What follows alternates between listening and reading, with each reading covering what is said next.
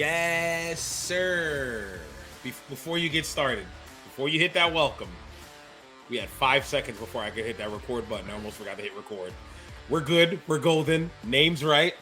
Name's right. Background's right. Let's get it, Vern. Let's get it. TSVN. Oh, welcome everyone. Yes, sir. It is Wednesday. It is actually Wednesday, 11:25. What's going on? It's your boy Vernon Somoza. You know who we are. You know what we do. If you've been listening to this long, we appreciate you. Glad to have you on. Shout out to you. I'm with my boy as always, as we have been talking for the last hour offline, and now we are finally, as always, decided to hit record because we remembered, all right, we got to do a show now. Someone else. My man, my guy, Frank Champion. What's going on? It doesn't say Frank Champ Dam today. It just says Frank Champion, so I guess I can't do that. Oh, well, I'm doing good, brother. Well, I guess legal finally got to you. That cease and desist finally came through. Stop it. Dixie called me. She said, listen, you can't be doing that. I don't want to have to say Hogan, dude. I'm just saying. You, okay? You don't want to have someone come talk turkey with you, brother. No, thank you. Listen, like I said, Terry, right before we went on, Terry has been ruined for me. He's no longer Hulk Hogan. He's no longer say your prayers, eat your vitamins, and then do your whatever else he said. Drink your milk. Yep. Stay in school. Forget that. All that. He's Terry.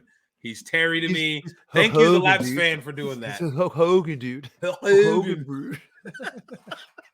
Yo, again, I'm just saying, we don't get nothing for this, but y'all got to check out their podcast. Yes. Total Nonstop Hogan. I introduced Big Frank to it, and it has been nonstop fun ever since. Because I've not listened to anything else. Music, I've cut off. Every time I get in my car, and I work in my car, every time I get in my car, it's on my phone already. It might be on my phone right now. Oh, it's not. It's off for right now. On my Spotify, Laps fan. I think I'm on like episode 6 now. So shout out to you for even putting me onto it. It's great. I love the Laps fan. The Laps fan. Shout out to them, yo. Jack and Carnacio, JP. System. You already know. Big up to the solar system. That's a fact. So yeah, man. How are you? How you been? I'm doing all right. You know what I mean? I was just freaking out. I was like, wait a minute, did I not hit record? But I realized when I did hit record. But legit, I was about to be like, yo, don't tell me I just did that. But anyway, I'm great now that I just noticed that. You know, I got to say, I have been enjoying wrestling again. I've been having fun. I haven't been watching as much wrestling. Me neither, to be honest. So weirdly enough, I've been enjoying it more because I've been watching a lot of mainstream wrestling. I can't even pretend. Good. I've been watching a lot of random, just going through the years of stuff I've never seen. Oh, I thought you were going to talk about the coat hanger incident bonus soda we had. Oh no, well there was that. Yes, after the coat hanger incident, I have not watched another random. Like I think after the coat hanger incident, you have to take a break. You kind of have to go, all right, I got to stay away from this stuff for at least a week or two before I can dive back in, because golly, if y'all have not watched our bonus episode on the coat hanger incident, go out of your way to jump back in YouTube. After this episode is done, go back to YouTube, check it out, because it is brutal. I did not expect that, what happened. And yeah, you just have to see it for yourself. That's pretty much it. Big up to the homie, man. Shout out to the homie's channel. I forgot it. I can't think of the name. I don't remember it now off the top of my head. Yes, but it was like a name and then some numbers. Yeah, well, shout Ryan out something. I can't remember. Yeah, something like that. But go to the episode. We have it up there. Shout out to him, because again, we used his video, was his footage, and we just were commentating on it, and we're real happy to find such a gem hidden amongst the joy that is YouTube. Yes, sir. But yeah, man, I've been watching some Coliseum home video, and today I actually watched Judgment Day 2003, Brock Lesnar versus Big Show in a stretcher match. So hold on, before you continue. Yeah, I screwed up. What's up? I never posted the bonus ode. So then this right here is y'all check out our bonus show when it gets up, because it'll be up. I'm gonna upload it this weekend, so it'll be up. Golly, I slacked. Go ahead, my bad. It's all good. What's the name of the homie's channel though? It's Blake. Blake 0 something or Blake 0531 or something like that. Something Blake like 051 561.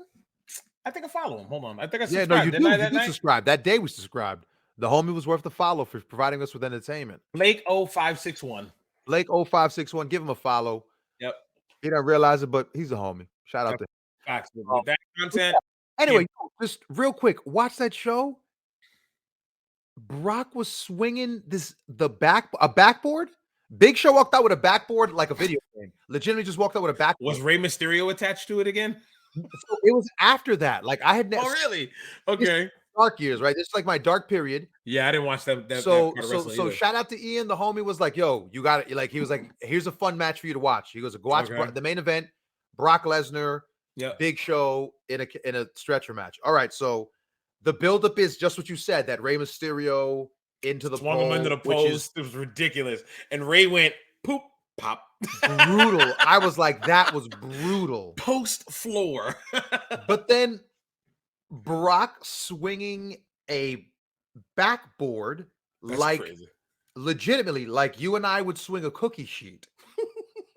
And it was just like whap. Oh whap. My God. And Big Show coming out with it.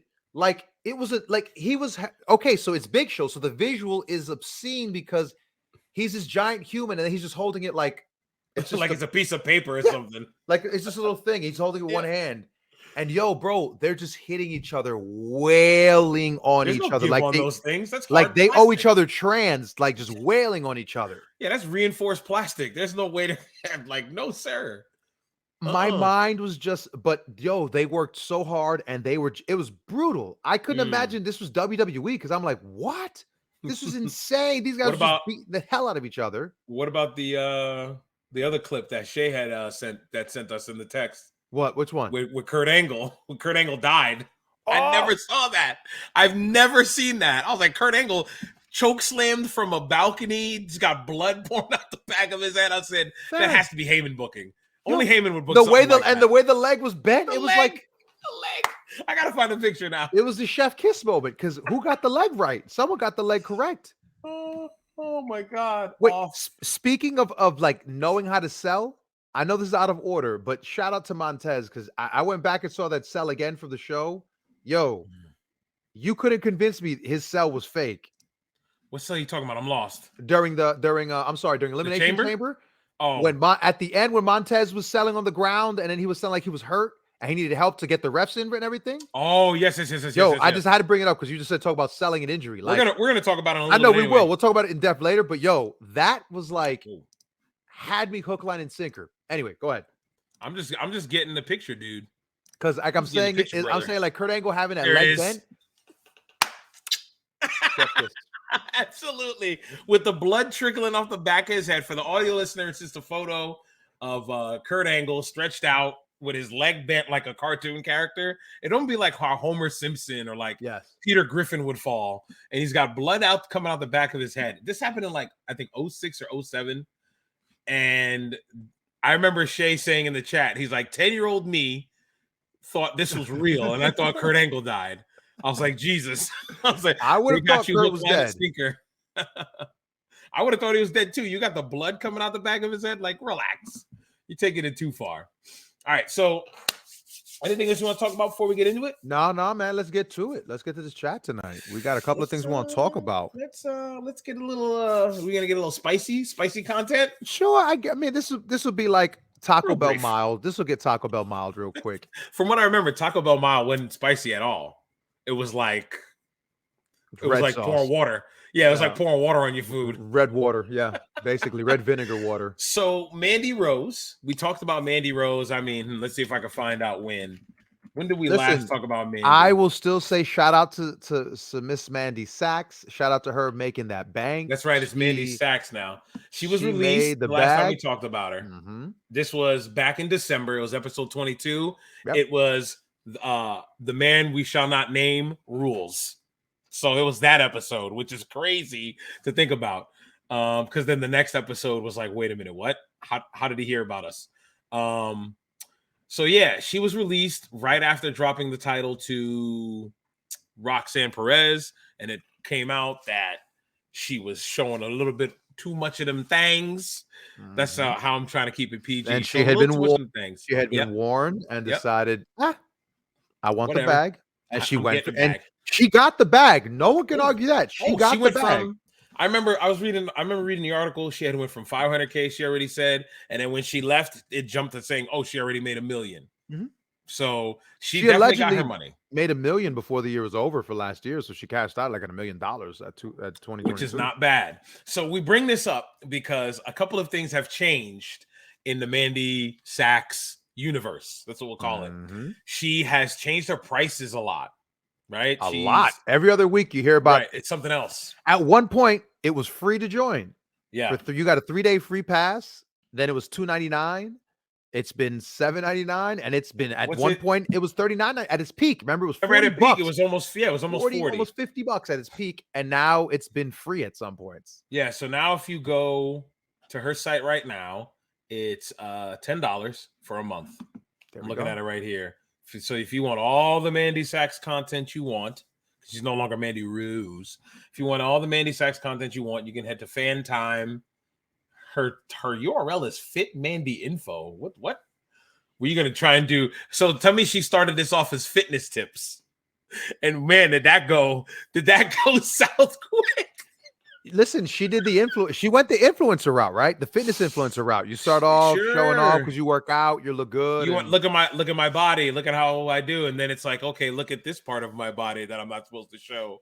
Then look at this part of my body I'm not supposed to show. Hey, you want to know what comes out of there? Take a look at back here, little boy. And she was charging dudes money. And you know what? What did we say earlier? There are some strange people on the internet that are willing to pay. Somebody is going to shell out. Oh, I got to pay $10 just to see all of this. She has 74 posts. So for $10, you'll get 74 somethings, videos, photos for all your pleasure, I guess. But and also she's also changed her content. That's something I had predicted back in December. I said eventually, I wish I had the clip. I said eventually she's gonna have to take it to the next step because this is all she's got now. Because she's not working, literally not working. She's doing this deal.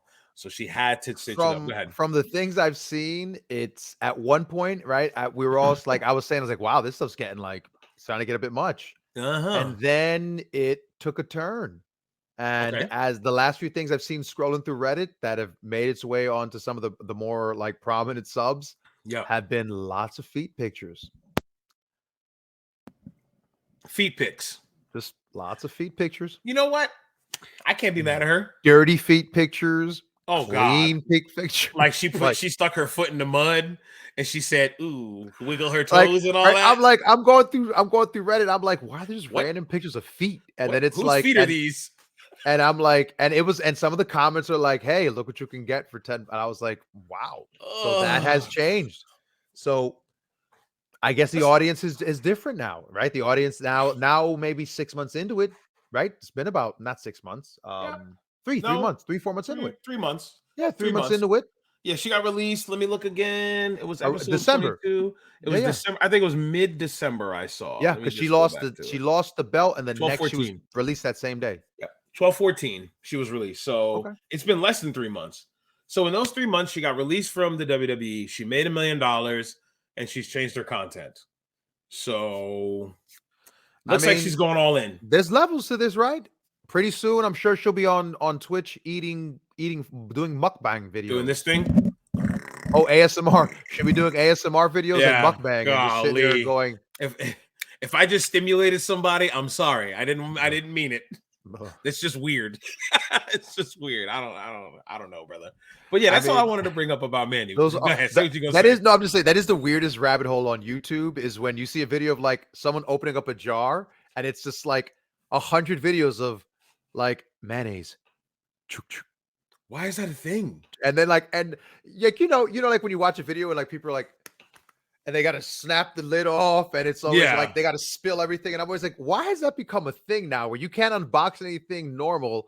Everything's either I've got to, there's got to be exaggerated sound effects. Some cool, cut, or it's I got to become a monster and rip the box into pieces. There's humor in me going, an adult acting like a child ripping it out. Oh, internet! It's the internet, brother. But it's like for everything, right? If you get a cup of water, it's got to be. Yeah. Gotta take a drink. And I was just the other day, I was just scrolling through Reddit, like through YouTube, like the shorts, and I'm just like, what is that? That's a thing now, huh? Like that's like Brother. you have to. It's like wrestling shows, right? Yeah. You got to catch that guy doing the crazy reaction. And it's always just like, really, guys? In an arena full of 10,000 people, there's that many folks who put their hands on their head in shock? Genuinely shocked. I don't ever recall the last time I went. They're trying to get camera time ever since my man's Undertaker guy. Oh, I thought you meant Brock Lesnar fan. Oh God, you know how I feel about Angry him. Miz fan. Angry Miz girl is awesome. I'm talking about my homeboy here. I'm up on the screen. For the audio listeners, it's the guy who was reacting to Undertaker losing to Brock Lesnar at WrestleMania. You just remind me so many things. Oh yeah, oh Lord, took it next level, and that he became that guy, huh? Is that what we did? Is that what we did? Okay, moving on. I'm done. Oh Lord, he became a figure and it's like the guy who wears the WW that custom suit jacket. Like there's so many characters, right? Like has a dub gotten any characters in the crowd like the Fed has?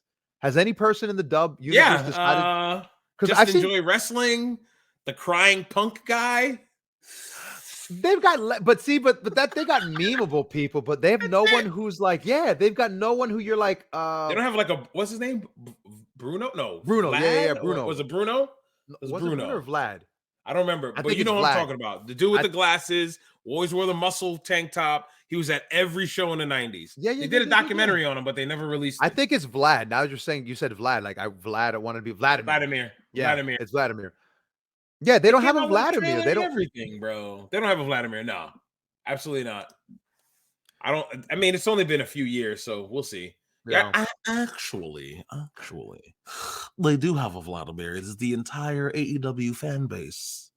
So yes, they're all equal in one. We're all super fans. Actually, you're not wrong. You're not wrong. For only $12.99, you too can join the fan club. So speaking of the internet and AEW fans, and probably something they do not want to hear, man. I got this article, Vernon, that I want to talk to you about. What's up? It says, is Jay White going to the WWE? Do tell. Former world champion set to wait. Where's this article from? We got to give proper credit. Sure, you're right. Sportingnews.com. Okay. Sounds which legitimate. I believe is a legitimate site. Established 1886. I don't think they were doing dirt sheet writing in 1886. Okay. Sounds like a legitimate news source. Let's go. Okay, right. I like it. So, I appreciate it. Former world champion set to sign with major U.S. company following NJPW exit. This is from Liam O'Loughlin. Liam O. Irish last name. From February 12th, from yesterday. Okay, that was good. Okay, so I'm going to read a few things. Jay White has emerged as the hottest free agent in all of pro wrestling, and it couldn't have come at a better time. The 30-year-old is widely regarded as one of the best talents in the business today, winning multiple titles in New Japan Pro Wrestling and toppling some of the bigger stars in the world. White's contract status with New Japan Pro Wrestling has become a major storyline in the industry in recent weeks, with reports from Fightful indicating the Kiwi sensation is set to move to the United States on a full-time basis after his contract finishes. And it's a Sean Ross Sapp tweet, so I'm not reading that tweet. It is believed that White's deal with NJPW is set to expire sometime in February, and following his recent losses, it would appear his time in the company has come to an end. White lost the Loser Leaves Japan match at a recent show to Hikuleo before being banished in storyline from New Japan Pro Wrestling, as I feel like saying that's easier than NJPW. That's why I keep saying it out loud the whole way. As a whole, after falling short against Eddie Kingston in a Loser Leaves the NJPW match at the pay-per-view in San Jose. So he left New Japan Japan and New Japan America in 2 matches. Okay. Story. WWE and AEW have both reportedly expressed interest in the former IWGP World Heavyweight Champion, and with major events on the horizon for both companies in WrestleMania and Revolution, respectively, I'm sorry, now appears to be an ideal time for White to jump ship. Don't you compare WrestleMania and AEW Revolution to each other. Don't ever do that.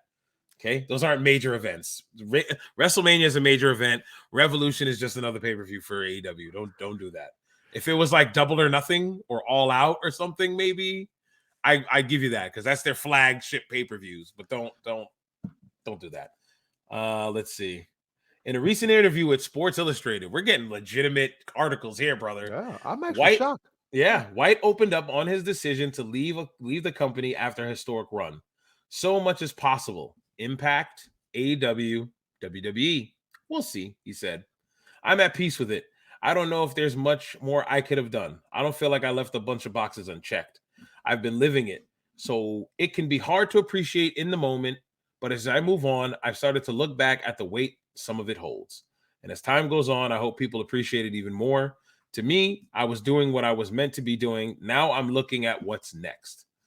White's time in New Japan included victories over some of the company's biggest legends, including Tanahashi, Okada, and Omega. There's more. Why is he leaving? I'm not getting into that because we can get into that, not this guy's speculation. And then okay, I'll read some of these things though. Sure. Jay White is a former IWGP World Heavyweight Champion. The old IWGP Heavyweight title, he won that as well. I think he beat Okada at Wrestle Kingdom in one of them. Yeah. Intercontinental Champion, United States Champion. That's where that's where he had his big turn, right? We started throwing the belt where he got his big character when he won the belt the first time. Yeah, the IC wasn't when he got the IC belt. He had the big character change. I feel like that's when he became like Bullet Switchblade, heavy and Switchblade. He was Switchblade, I think, the whole time when he was there. Oh, okay. I think he changed the Switchblade. I believe you're correct. I'm trying to remember, but we watch so much wrestling, it's hard to, And honestly, that kind of stuff doesn't stick out of my brain. It's like I remember it, but it's not something I would put much thought in. Yeah, never openweight champion, first ever Grand Slam champion, 5th Triple Crown champion, and for you, Vern, because I know you love these lists so much, ranked 12th in the PWI 500 list in 2019. Golf clap. Golf clap. Golf clap. Golf clap. So, with all that being said, brother, my question to you is, where do you think he's going? So I'll be honest, I don't know much Jay White, right? So the little Jay White. Well, no. I mean, the little Jay White I've seen has been for Impact. So yeah, and it didn't make sense when he was there too because he teased something with Omega, and then it went nowhere. And when he was on he did Forbidden Door. Dub, we did Forbidden Door. He just did the one match. I didn't care either. So it's a guy that, look, if he's this great, I would love to see him in NXT and show him off, teach me who he is, and let me know. But in terms of I had to keep up with him. I guess he was one of the guys that unfortunately he was towards the latter end of my indie obsession of following every guy. I guess who's that guy. Mm-hmm. And just Jay White's not a name that I know the name because I should know the name, but I'd be lying to you if I told you I'd spend more. I've seen anything of his that wasn't at a pay-per-view or I've sought out some match of his, So I'm going to show you where I first saw Jay White. Yeah, tell me. Bam, right here, brother. PWG. He worked with Sita back when you were the plug. That's all I'm going to say. I can't remember who he I'm trying to think of he worked somebody else. Oh man, this is I think it was one of the bowlers, if I'm not mistaken. I think he was in the bowler tournament, like 2016, 2015, or something like that. I think he was in the bowlers back when PWG was rocking. When PWG was rocking, he came in and he was unknown to me. I was like, oh, this Jay White dude's pretty good. He sort of looked like this guy right here. This is Jay White, very young, but that's what he looked like here. The hair was growing out a little bit. Yeah. And then the next time I heard from him, he was the New Japan guy, and he all of a sudden was just over. I don't know what I missed. I'm not saying he's awful or anything like that. According to our good friend Tommy Dreamer, who he's has his text alerts. Remember, he would tell us, "Oh, what he's doing with the Bullet Club is changing the game." Yeah, and, that's one of those things where I think that it's for that audience, right? Like that's one of those things where, like, if you're in that audience, it's a big deal, right? So the same way that Joshi wrestling is really big right now, or having a renaissance. Yeah, but it's only having a renaissance within its own community, its own niche, like its own. It's not having a renaissance overall. Go ahead. And how is that? I don't know. Yeah, that's so. What was I gonna say? I forgot where we're going here. We're talking about Jay. Mm-hmm. You said something, and you said something that just took me away from it. I know we were saying about where he might go, but no, there was some other point that I was going to say with it. I can't remember now. Oh, he was just over all of a sudden, and you were saying it's because because the guy's there. I didn't see him get over, and he joined the Bullet Club when the Bullet Club was like NWO Black and White with the B, C, D, E, and F team. Yeah. So it's kind of like the Bullet Club that Finn was the leader of is different from the Bullet Club that Kenny was a leader of, different than the Bullet Club that AJ was a leader of, different Bullet Club that Cody was a leader of. Now it's Jay White, and it was Cody just like leader of the Bullet Club at one point. You could say so. It was Cody because I believe Kenny was on the way. I don't know. No, I think it was Cody bounced. I can't remember the timeline. I don't remember, but I believe Cody was a part of it, and they considered him as a leader, if I'm not mistaken. If I'm wrong, tried to watch some timeline of, and I tried to watch a timeline of the Bullet Club, and I was asleep like 20 minutes into it. I just passed out. It wasn't. It went the same route of the crew they were trying to emulate. They went NWO, and now all of a sudden I'm like, okay, this guy's a part of Bullet Club now. Why is this guy in Bullet Club? Wait, Kenta's in Bullet Club. How's he in Bullet Club? They got guys in Impact that are also Bullet Club, but I feel like they're B team. Oh, Chris Junior Heavyweight, Bay and Ace Austin. Ace Austin. They just did a tour of Japan where they did the tag league, junior tag league. So, but I guess it's what a weird opening, like your first gimmick in the Bullet Club. Which on one hand you're thinking, great, right? Like, man, my first gimmick, I get to be part of I get to be part of this, right? Yeah, but then at the same time, it's like, is it though? It's the Bullet Club. It's like, okay, cool T-shirt at this point. Well, yeah. It's like being the fifth guy on the Harlem Globetrotters. You know, like you're just the fifth guy. Like that's saying you're a bad player. Right, you're on the Harlem Globetrotters for a reason. You're on the Globetrotters for a reason, but you're not Curly Joe. You're not like one of the names. You're just you're a sub. You're just that guy. You're that guy. You're a sub on the team. I feel what you're saying. So, in my opinion, I don't think Jay White fits in the WWE. Well, what does he bring? Like, so what is it like? His style of wrestling? Like, I don't. Like I said, I've watched his stuff in the dub, but I feel like a lot of guys tailor their whatever they're doing to fit where they work rate. Oh, okay. You know, and I don't think if Jay White comes to the E, is Jay White going through the system, or is Jay White getting AJ Styles treatment and coming in and working with the main guys? I don't think so. I don't know enough about him to make that. I couldn't qualify that. So I'll take your word on Jay White. I'm not saying like I've seen all of them and he's I don't want to sit here and people think I think Jay White's trash, because I don't think that. Is Jay White my cup of tea? I've said it before. Not really. I wouldn't take a sip of some Jay White if you put a mug in front of me. It's not my cup of tea. I wouldn't rock with him. Yeah. But I can see the work he puts in. There's a reason why he's where he is, and it's just like, to be honest, he suits AEW. He comes in AEW. He's immediately to the top. But does he, or is he just another face in the crowd? I don't think he would be. I don't think so. But who's he working? Who's he going against? Who's he doing an angle with? That's what I'm saying. I guess. I mean, it's just another toy. I just think it's another toy in the box. That's all. Who? Hold on. I'm just going to read some words to you. Can I read some words to you as to who he's going to work? You are beautiful on the inside. You are innocence personified, and I will drag you down and sell you out. Run away. I am cold like December snow. I have carved out this soul made of stone, and I will drag you down and sell you out. You have no idea what this is, do you? I'm going to keep going till you hear it. Are you doing Wayward Son? Embraced by the darkness, I'm losing the light. Encircled by demons, I fight. Here's where you're going to get it. What have I become? Now that I've betrayed everyone I've ever loved. Oh, God, you're doing Judas. So sweet, Jesus. See?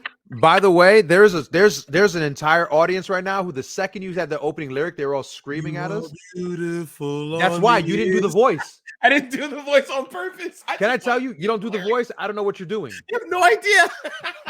That's how well I know the song. That's why I did it that way. That's exactly who would come in and work. That's so funny. Come on, you know that. It'd be Jay White, you know what? Jericho. I had the moment of Jeff Hardy's TNA music. Jeff Hardy's Modded to the top. where you're just reading the lyrics and it's like, what is this supposed to be? Like, what am Modded I? and I'm Is this going to the music? top. Like, I'm what? on it.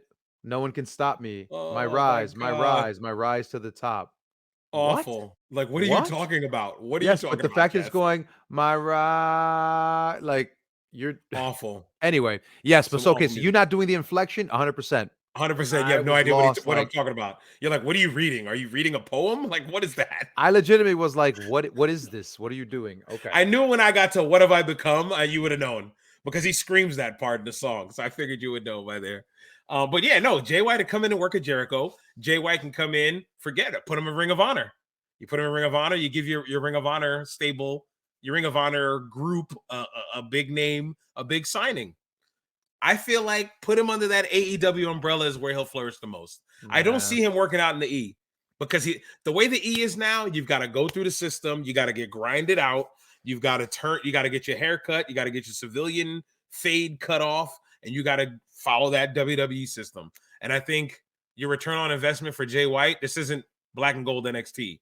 That's not the E we're getting. Maybe then 2016. This isn't so Jay Sure. White. It's not Jay White Mello. This isn't Mello's next opponent. This is Mello's first big guy. I mean, I'm just trying to throw out a name. I don't know. I don't Sure. watch No, Mel. no, no. I don't I'm watch with Jay you. White, so I don't know. Do they bring in Jay White as like the big heel to eventually topple Mello before Mello goes to the because again, so I don't know if you've been watching NXT, but the crowd Melo's on the is way. ready. Mello's on on the way. Yeah. I know I've been reading projections of like folks saying they want Mello to the main roster, but I'm like, no, Mello No, needs his wait. strong run. He needs to run as NXT champion. Yep. Again, beat some formidable opponents, have a great program with somebody, drop the belt. Maybe, hey, even Apollo. Maybe that's the guy Apollo finally beats to win the NXT championship. Sure. And then Melo's on his way up. Melo should not leave until way after the summer, if not 2024. Yeah. Wow. Give him another year and let him go. If he even said it, you stopped listening to Busted Open. He was on before before the Vengeance Day pay-per-view on Busted Open. Melo was. And he said this feels like it's his senior year. Like this is his senior year in college. And he's like, he wants to show out. He wants to be able to prove he can do it. Oh no. Then before he goes. So I said, okay, that's good. That's a good thought, good mindset. He has to get that belt on him. Yeah. You don't beat Apollo Crews 2-0. We're going to bring this up later. You don't beat Apollo Crews 2-0 in a 2 out of 3 falls match, and they don't have high hopes for you. You know what I'm saying? And the dude's delivered. Like, I don't need to bring up how I know him and all that. We've said it before, but the dude's been delivering since the Indies. He's always been delivering. So it's good to see a dude like Melo getting the love that he's getting from the biggest company in the world, even though it's in the developmental biggest company in the world. And sky's the limit for him. So I don't see Jay White. I don't see Jay White going, man. That's not the E. AEW, Impact. If he goes there, it's a waste. I'm sorry. A lot of talent has recently signed with Impact. You just seen Kazarian signed and Santino signed. Who else just signed? Go ahead and say PCO so I can really pass out. Did he? He's been there. I thought he been there. He had a deal. I just wanted you to say the words PCO, so I have a reason to fall asleep. Oh God, PCO's. Ugh. Eddie. Okay, why? So I know his nickname is the Monster. Remember that was his original gimmick when he first started doing his vignettes he would do feats of strength on camera. Yeah, before he started throwing his body all over the place. Okay, when did that turn into? He's literally has bolts on his helmet. He's Frankenstein. I don't know more. Is that when that started? When he was when he did the bit where he had his hand in the gravel? Oh God! Don't you remember that where he pushed his hand? Talking about PCO? I don't want to talk about PCO anymore. I want to talk about PCO no more. I'm just saying, PCO. You're gonna trigger me later with this Wrestling Observer award stuff. Don't trigger me with PCO, please. Anyway, because you know how I feel about PCO. Yeah. All right, Pierre Carl Roulette. All right, we don't need to continue with him. What we should continue on, sir, is something near and dear to both of our hearts. The only thing we said we would pay attention to during this New Japan Pro Wrestling show out here in San Jose. Out here, we're not in San Jose. Out in the U.S. in San Jose, Mercedes Mone, her her IWGP Women's Title match against Kairi-san. And I'll be honest, I just watched the conclusion just about an hour ago. And I had watched some of it beforehand. Vern, you had watched it all.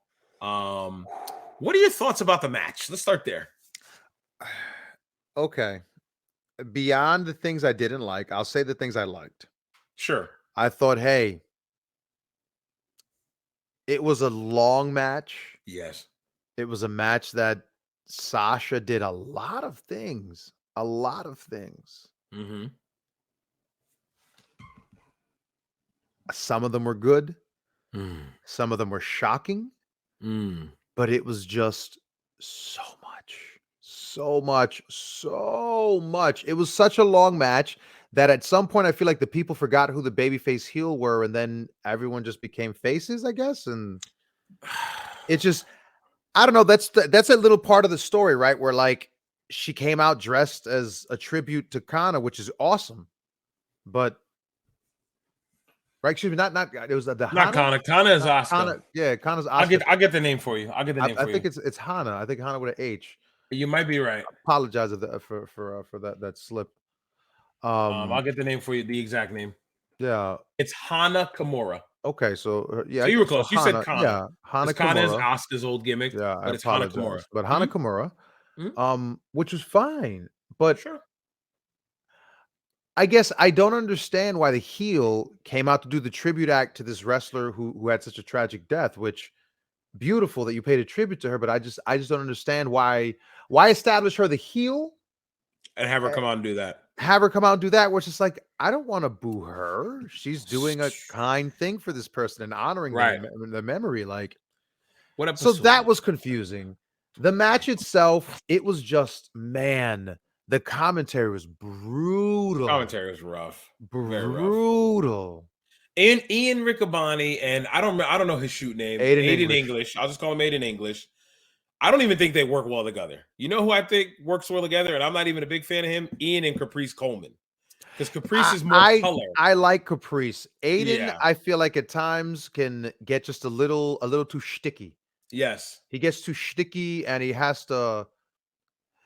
You know what? Like this pay-per-view, Ian was doing a lot of what was his name from ESPN that would ham fist the daggone rap lyrics into stuff. Stuart Scott. I know my enemies like a game of chess. Yeah, that's Stuart Scott, who used to do that for the E. Mauro Ranallo. Mauro Ranallo was a guy who used to do that Mauro was okay, but then at a point, Mauro was just ham-fisting it into stuff. And it was just like, okay, we get it. You know cultural references. Right, you got pop culture. We get it. What I loved about Mauro was his energy, but I don't want to go on a tangent. Go ahead. Okay. Man, what was it that Aiden said? No, not Aiden. Ian Riccaboni. Ian said about her traveling to Mexico to learn all these moves. Oh, well, there was that horribleness when she did a lucha pass. Oh, there it is. She went to Mexico. That's what she learned in Mexico to learn that. I was like, she learned one move in Mexico. No. Bro, I give my daughter lucha passes. I don't need to go to Mexico for that. Like, come on, brother. I'm trying to remember what he said too. No, he said she's got money on her. She's got mind on her money on her mind. She's cashing out. This is the rent. The bills don't pay. And it was like, you just said 17 cliches. Why? 17 money gimmicks. Like, we get it. Her name is Mercedes Mone. Like, okay, relax. And then when Aiden English was like, Mercedes money. Like, you're messing it up. It's money, all right? My guy. But man, the commentary was brutal. Brutal. But just a match, man. It could have been. I feel like it could have been like 8 minutes shorter. Shoo. Yeah. The ref bump where the ref was just. I mean, I'm being nitpicky now. I was going to say the good things. I apologize. I like you did. She won, and I liked her gear. I liked her gear. The crowd was into it at times. The belly to belly to for Bailey was cool. Yeah. That was cool. So I wanted to touch on how you said she's the heel, but then she came out doing babyface stuff, like wearing tribute gear and all that. Immediately. So if we go back, it was episode 23. We were very hypercritical of her debut because we were like, man, it could have been simplified. If you have her coming in being the bad guy, you could have done very simple things. Remember, I came up with my theory of her just one hit from the pull in or something from the handshake to get your flicks, whatever, all that stuff. She then comes out, like you said, where she's in tribute gear for a deceased woman, which is okay. I'm okay with that, but not from the heel. If you can come out looking as cool as you want as a heel. I mean, Becky Lynch was doing it with the wild gear for a year when she was heel Becky with My Precious. She was coming out with wild gear. Okay. But I wouldn't want her to see her. I wouldn't want to see her dressed up like Lita to work a match. You know what I mean? Or dressed up like, I'm trying to think of someone who passed on instead of just saying somebody like Lita. But anybody, you know what I mean? Sensational woman, Sherry. If she did a tribute act to Sensational Sherry. Sure, exactly. I wouldn't want to see her do that because she's the heel. I want her to be her maniacal, evil self as opposed to trying to be like, ooh, she looks cool in that gear. Because she looked cool in that gear. I mean, her husband's the person who makes it. Talk about Extreme Rule. An Elimination Chamber when Beth Phoenix had the Bull Nakano face paint. And it was awesome. All she had was the face paint. That's it. That was but the thing is, and she was a baby face, which is like, okay. Huge reaction. I'm okay with that. Would have been weird. Would it be different if a heel came out dressed as another heel? No. Still same thing, right? You still would be okay. So in that sense, I think I'm okay with it because Velveteen did the Rick Rude thing when he put Roderick Strong's girl and daughter on. It was a tribute, but it wasn't it was an homage to it, right? A copy of it, but it wasn't like. But it was for the storyline. Yeah, it wasn't like I'm the heel. I'll see you in San Jose. Or I'll see you in this city. Oh, by the way, I'm gonna be tributing. Dressed as Bruiser Brody. If he'd come out dressed as Bruiser Brody and tribute to Bruiser Brody, it'd just been like. It would have been weird. It worked for the storyline and the gimmick of the match. That he was where he had. That's Marina? It's Marina. You know me. I just thought of that. Yeah, Marina Shafir on his. You know me. It's Marina Shafir. It's Roddy's girl, right? It has to be. I gotta see this photo again. Wow, that's a funny the moment it occurs to you. Roddy Strong tights. I'm looking them up right now. Hold on. Oh man, man, damn shame that Velveteen. Yeah, it's Marina. Where's a better shot of it? It's him. It's him with Marina and their kid. Yo, Velveteen was wild for that. Let me pop it up here for the audio listeners. That's the wrong one here. I still had the Jay White up. He's wild for this. You know me, Vern. Wow, I have not seen that. Wait. Oh my God! What? Now we have to include now random sound effects. Yeah, more than just the duck now. Oh my Lord! So bizarre. Yeah, I didn't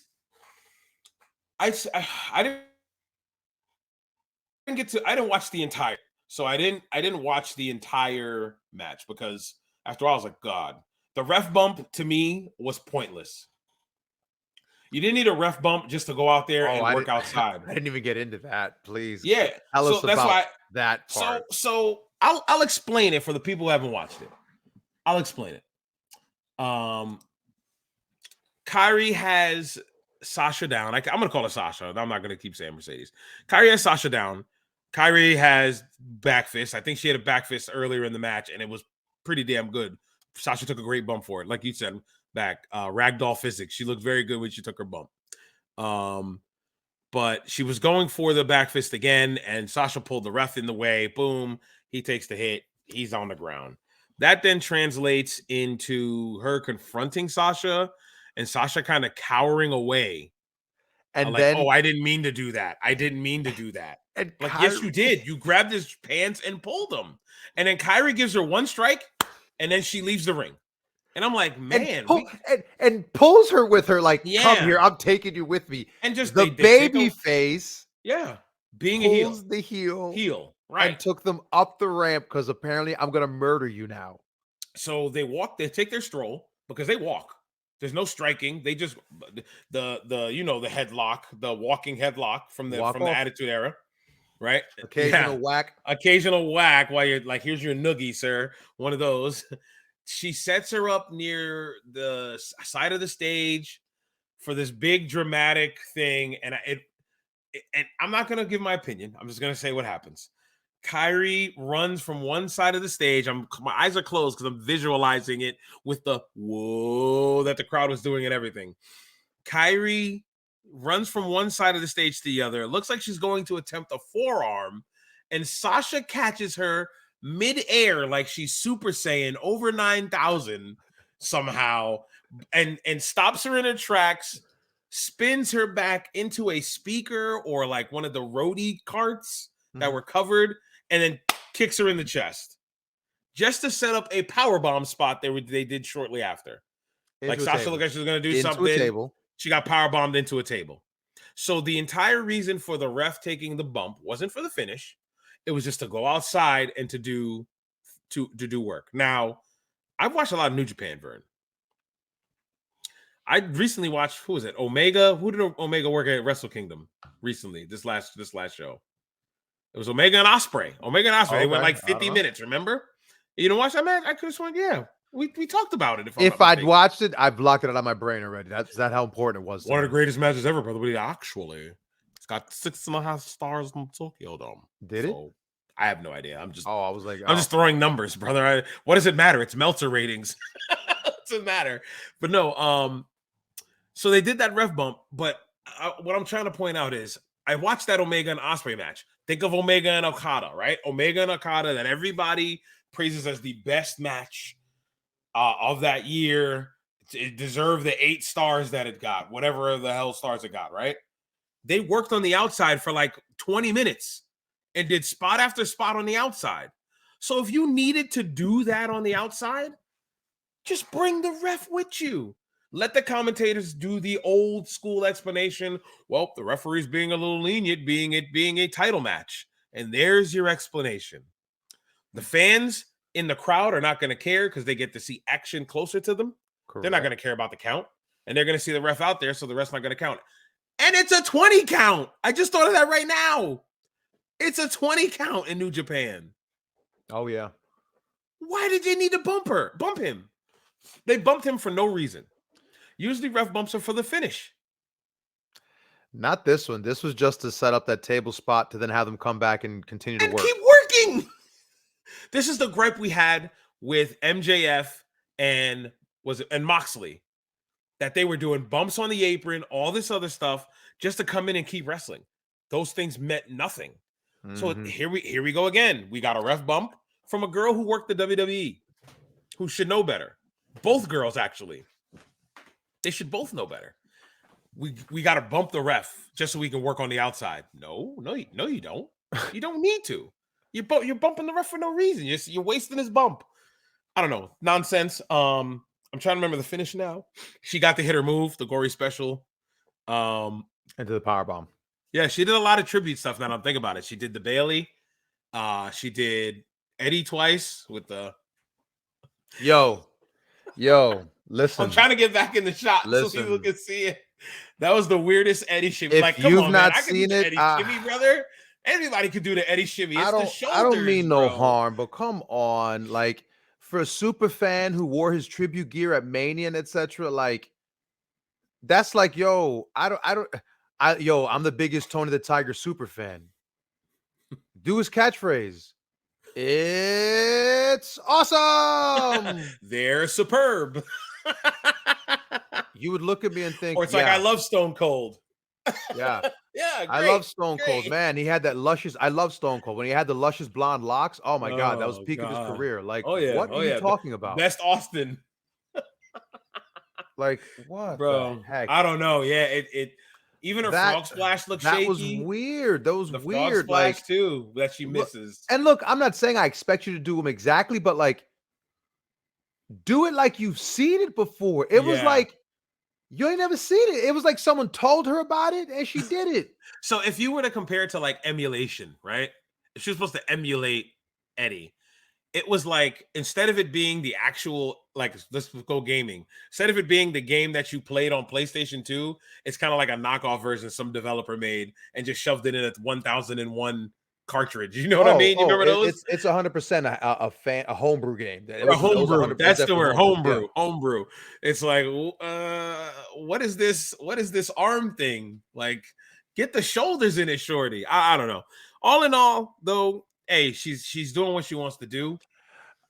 She needs to come back to the ER. How you feel about how you feel about the Hogan push here? How do you feel about the first night in the company? Got to go over, brother. Got only way to get heat is to win the belt. So I don't know if you got to win the belt. I'm gonna ask you. I'm gonna tell you how I feel because I'm gonna ask you a question. Hold on, I'm about to turn my mouse off. Which I've heard she has 2 matches already scheduled. No, she has 2 matches scheduled. 2 Joshi's next. I have no idea, but I was gonna say what now? What now? What Yeah, she won the belt. She has 2 matches scheduled so far. Do you have any names, or it's just she's gonna be working Stardom too, right? Yeah, she's working 2 girls from Stardom, I believe. So I don't know Stardom enough to qualify to be able to answer that question. Me neither. I think I've seen one Stardom show. I saw that one match that Dave Meltzer allegedly gave 5 stars or gave 4.5 stars to. The women's match that almost got 5 stars. I know there was a documentary. I can't remember where I saw it. It might have been Vice. Vice did a documentary on the girls who work Stardom. That was a good documentary. I thought it was I saw the one where the girl was like beating the other girl up. I think so. The one thing I specifically remember is the fact that Japanese men are fond of young women wrestlers, underage. I thought it was the weirdest thing in the world. Like, there's a name for it, for those kind of entertainers, underage entertainers, Idols? underage entertainers, idols. Thank you. Yeah, idols. They call them idols. Yeah, because that's what Maki Ito was. Maki Ito was like the bad idol ever. Rio as well. She started when she was like 8. She's 25 now. She started when she was 8, and I think she was an idol. And I seen these grown men. Granted, we're on a tangent again. I seen these grown men bringing these girls gifts. Like, here's a bouquet of flowers. Here's your favorite chocolates that you said in this magazine article once. Here's a giant picture of yourself.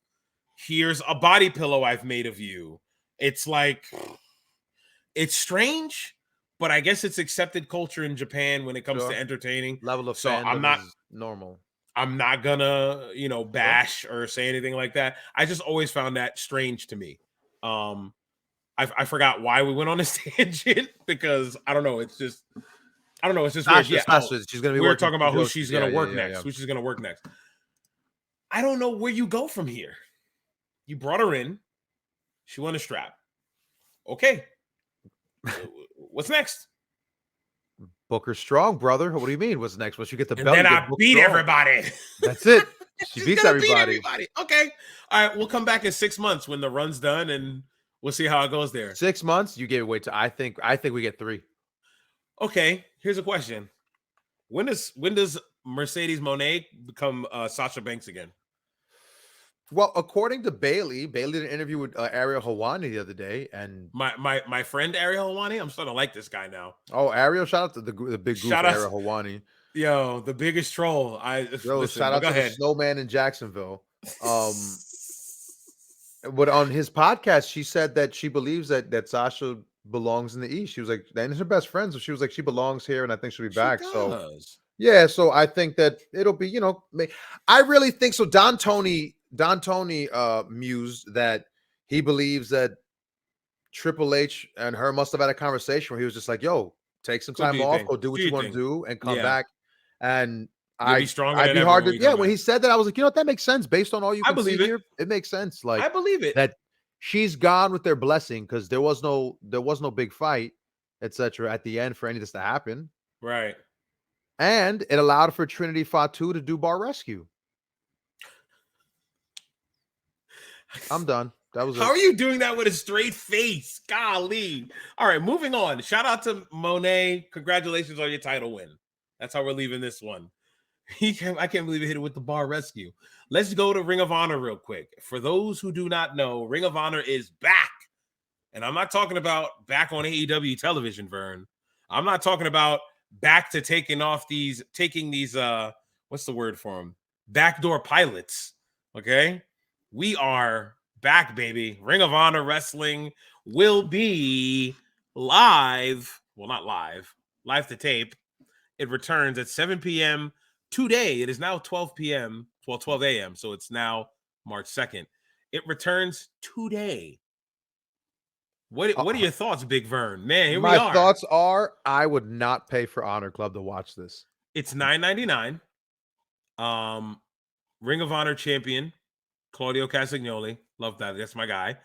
Ring of Honor television champion, the true king of television, Samoa Joe. He doesn't do that gimmick anymore. Yeah, he does. He called himself that tonight. Oh, did he do it? Okay, I haven't seen both TVs. Champs anymore. Oh, okay. He's both champs again. Oh, so he's now the true king of television again. So tonight, did he admit that he lost the belt to Darby just so Darby could wear gold in Japan? He didn't, but I mean, Darby had it for a month. I was like, so okay, yeah. So it's gonna air on Honor Club. You need to pay $9.99 to get Honor Club. I will do no such thing. I will not pay for Honor Club. Nope. I don't care if they found a new streaming company to take care of their service, but I remember you said you had Honor Club for like a trial, and it was like the worst HUD or interface. It was the old. It wasn't even Pivot Share. It was like some how Pivot Share, like everyone, like pretty much all like high spots does Pivot Share. Yeah, they all use it, or like IWTV. Yeah, same idea. Yeah, IWTV. I like theirs a little cleaner. Yeah, but Pivot Share is just this bare bones. You just get title, video, next box, title, video, next box. I used to can't stand that. But anyway, a picture of that from what you were talking about there. Yeah, no, I don't. It's giving me photos from stuff that was on there, like NEW. NEW was on there. Excuse me. So yes, they're starting an Honor Club. Yeah, man. It just was horrible interface and wasn't worth the money paid in. Let me ask you a question before we go on. Matter of fact, let me just name some things. Name some of the people and some of the matches that are going to happen. I named two of the matches because I figured I think they're prominent. The first one, it's going to be Claudio Castagnoli against AR Fox. And then for the world title. Then we have Mark Briscoe taking on Slim J. And then some of the names that will be there besides the Samoa Joe you saw, we have Zack Sabre Jr., my girl Willow Nightingale, Eddie Kingston, your homie Athena, Metalik of the non-grand value now, and Wheeler Yuta, your favorite pro wrestler. Superhuman. You meant Stone Cold Steve Austin? My double O's and my doublets. Whoop, whoop. So I want to ask you a question. Did Tony Khan drop the ball by not taking Honor Club and making it an AEW streaming service? Or do you think he did the right thing by just leaving Honor Club as Honor Club and giving Ring of Honor its platform right there? I mean, I think that it's hard because truth is, what are you getting for $9.99 at Ring of Honor? You're getting a bunch of matches they taped over a weekend at Jacksonville. That's all you're going to get. Yeah. So no, I'm sure you get the old archives too, right? Yeah, but you'll get the old archives. But even I don't think all of it's up there yet. I don't think it's like it used to be. WatchROH.com. I'm heading to their website right now while you continue. I don't know, man. I just think that, and it's not full shows. It's clip shows because you know how like they get the copyright and such. Mm-hmm. So a lot of the shows are just cut up. It's not even like the full shows, etc. So, I mean, look, as somebody who owns all the old school ROHs and has a library of them, I don't care, right? Because I have them. But you have the DVDs, so I'll show you. I have no problem showing you this. I would not. We can't get flagged for this. We're just showing a streaming service, right? We shouldn't be getting flagged for this. Showing our interface. Yeah, we're just showing their setup. This is their TV archives. It dates back to 2011 all the way to now, and that's Roxanne Perez. And the shows don't even stream apparently the shows are chopped up. Like I don't know, all the things I've read and heard like people talking about it, not things I enjoyed. So this is strange. Is this when they were HD net? Is this when we started watching? Possibly, yeah. Ring of Honor HDNet and years HDNet. weren't bad. So look at the porpoise. Young Adam Cole, young Kyle O'Reilly. They look like babies there. Jesus. I mean, wow. Is that Ciampa? No beard Ciampa here? Yep. I mean, Davey Richards. Is that who I think it is? That's not Desmond, is it? No, he's gone by then. I don't know who that is. I don't know who that is then. Young Jay Lethal. This guy always got so much heat. Toxic Clear. Toxic Clear. The crowd hated that guy, man. It was insane. Sinclair. They hated that dude. Remember Taz? Sinclair. Yeah. So they date back to 2011 up until this has to be. Yeah, but wow. They even got Gresham, who has. Okay, so I don't know what that is because that's just an archive. Okay, so they were showing a lot of archive Ring of Honor, I guess. Gresham was the guy for a very long time for them. So, I mean, I bet ever since 2020, it was a weird time for our Ring of Honor. They never really recovered from the pandemic. And I think they are now. Promising when they first came back and they were introduced a pure title. It was promising, but it just got boring fast. Yeah.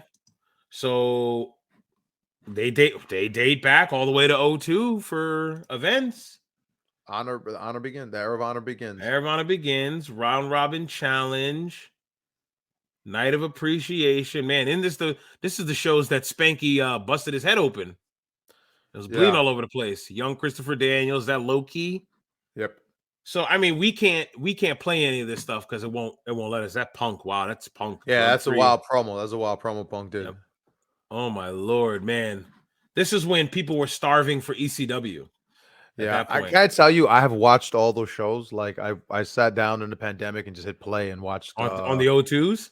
Like these old ones? I got till I want to say 2009, and then I was just like, all right, I've no desire to watch any more Ring of Honor. Man, the names Ring of Honored myself out.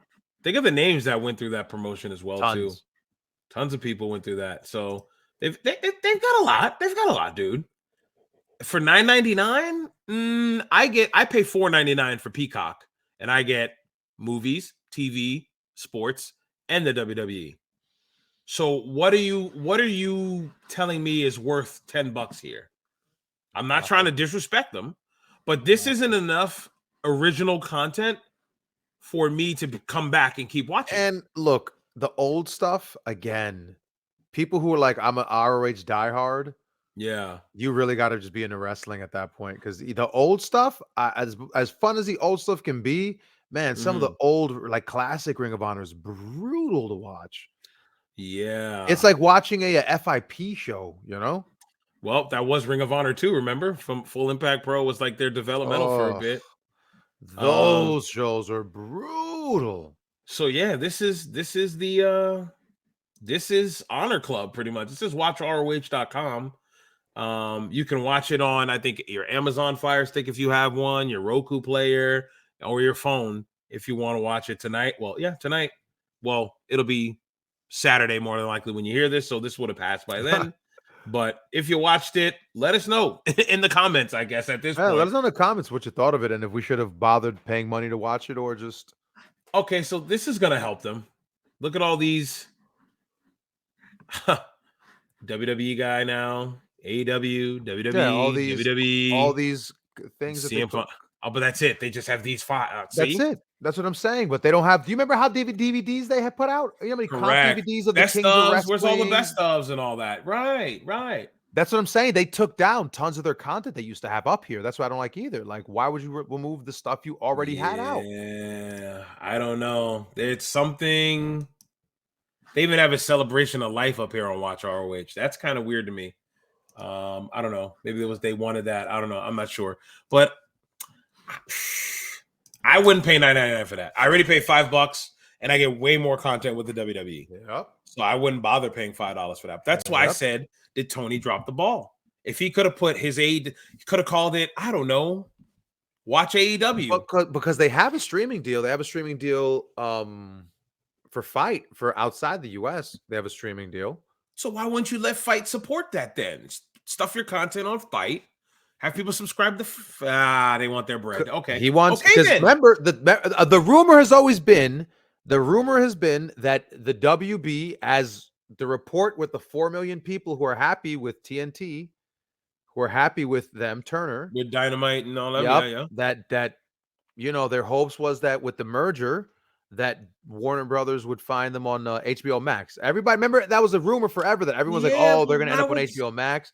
That Ring of Honor was going to end up on HBO Max.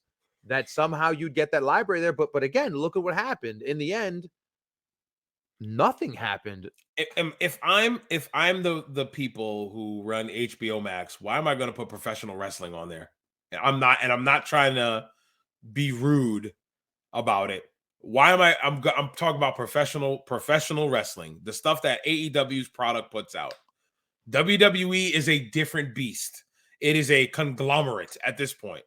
I don't call it's professional wrestling still, of course, sports entertainment, professional wrestling, whatever you want to call it.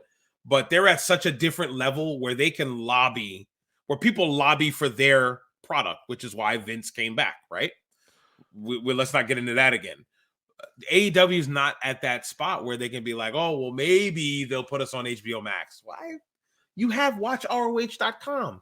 Everything I heard and all the rumors that were floating around at the time said Tony did meet with them. Tony met and pitched it, and that's what. Remember when Jericho was the champ? Remember when Jericho El Ocho was randomly the champ? It was the and he pilot. carried that was it. Jericho. Yep, that was trying to prove for a concept that Jericho draw ratings, and that's why I called them backdoor pilots, because after in the fall you're like, Jesus, almost every other segment is Ring of Honor.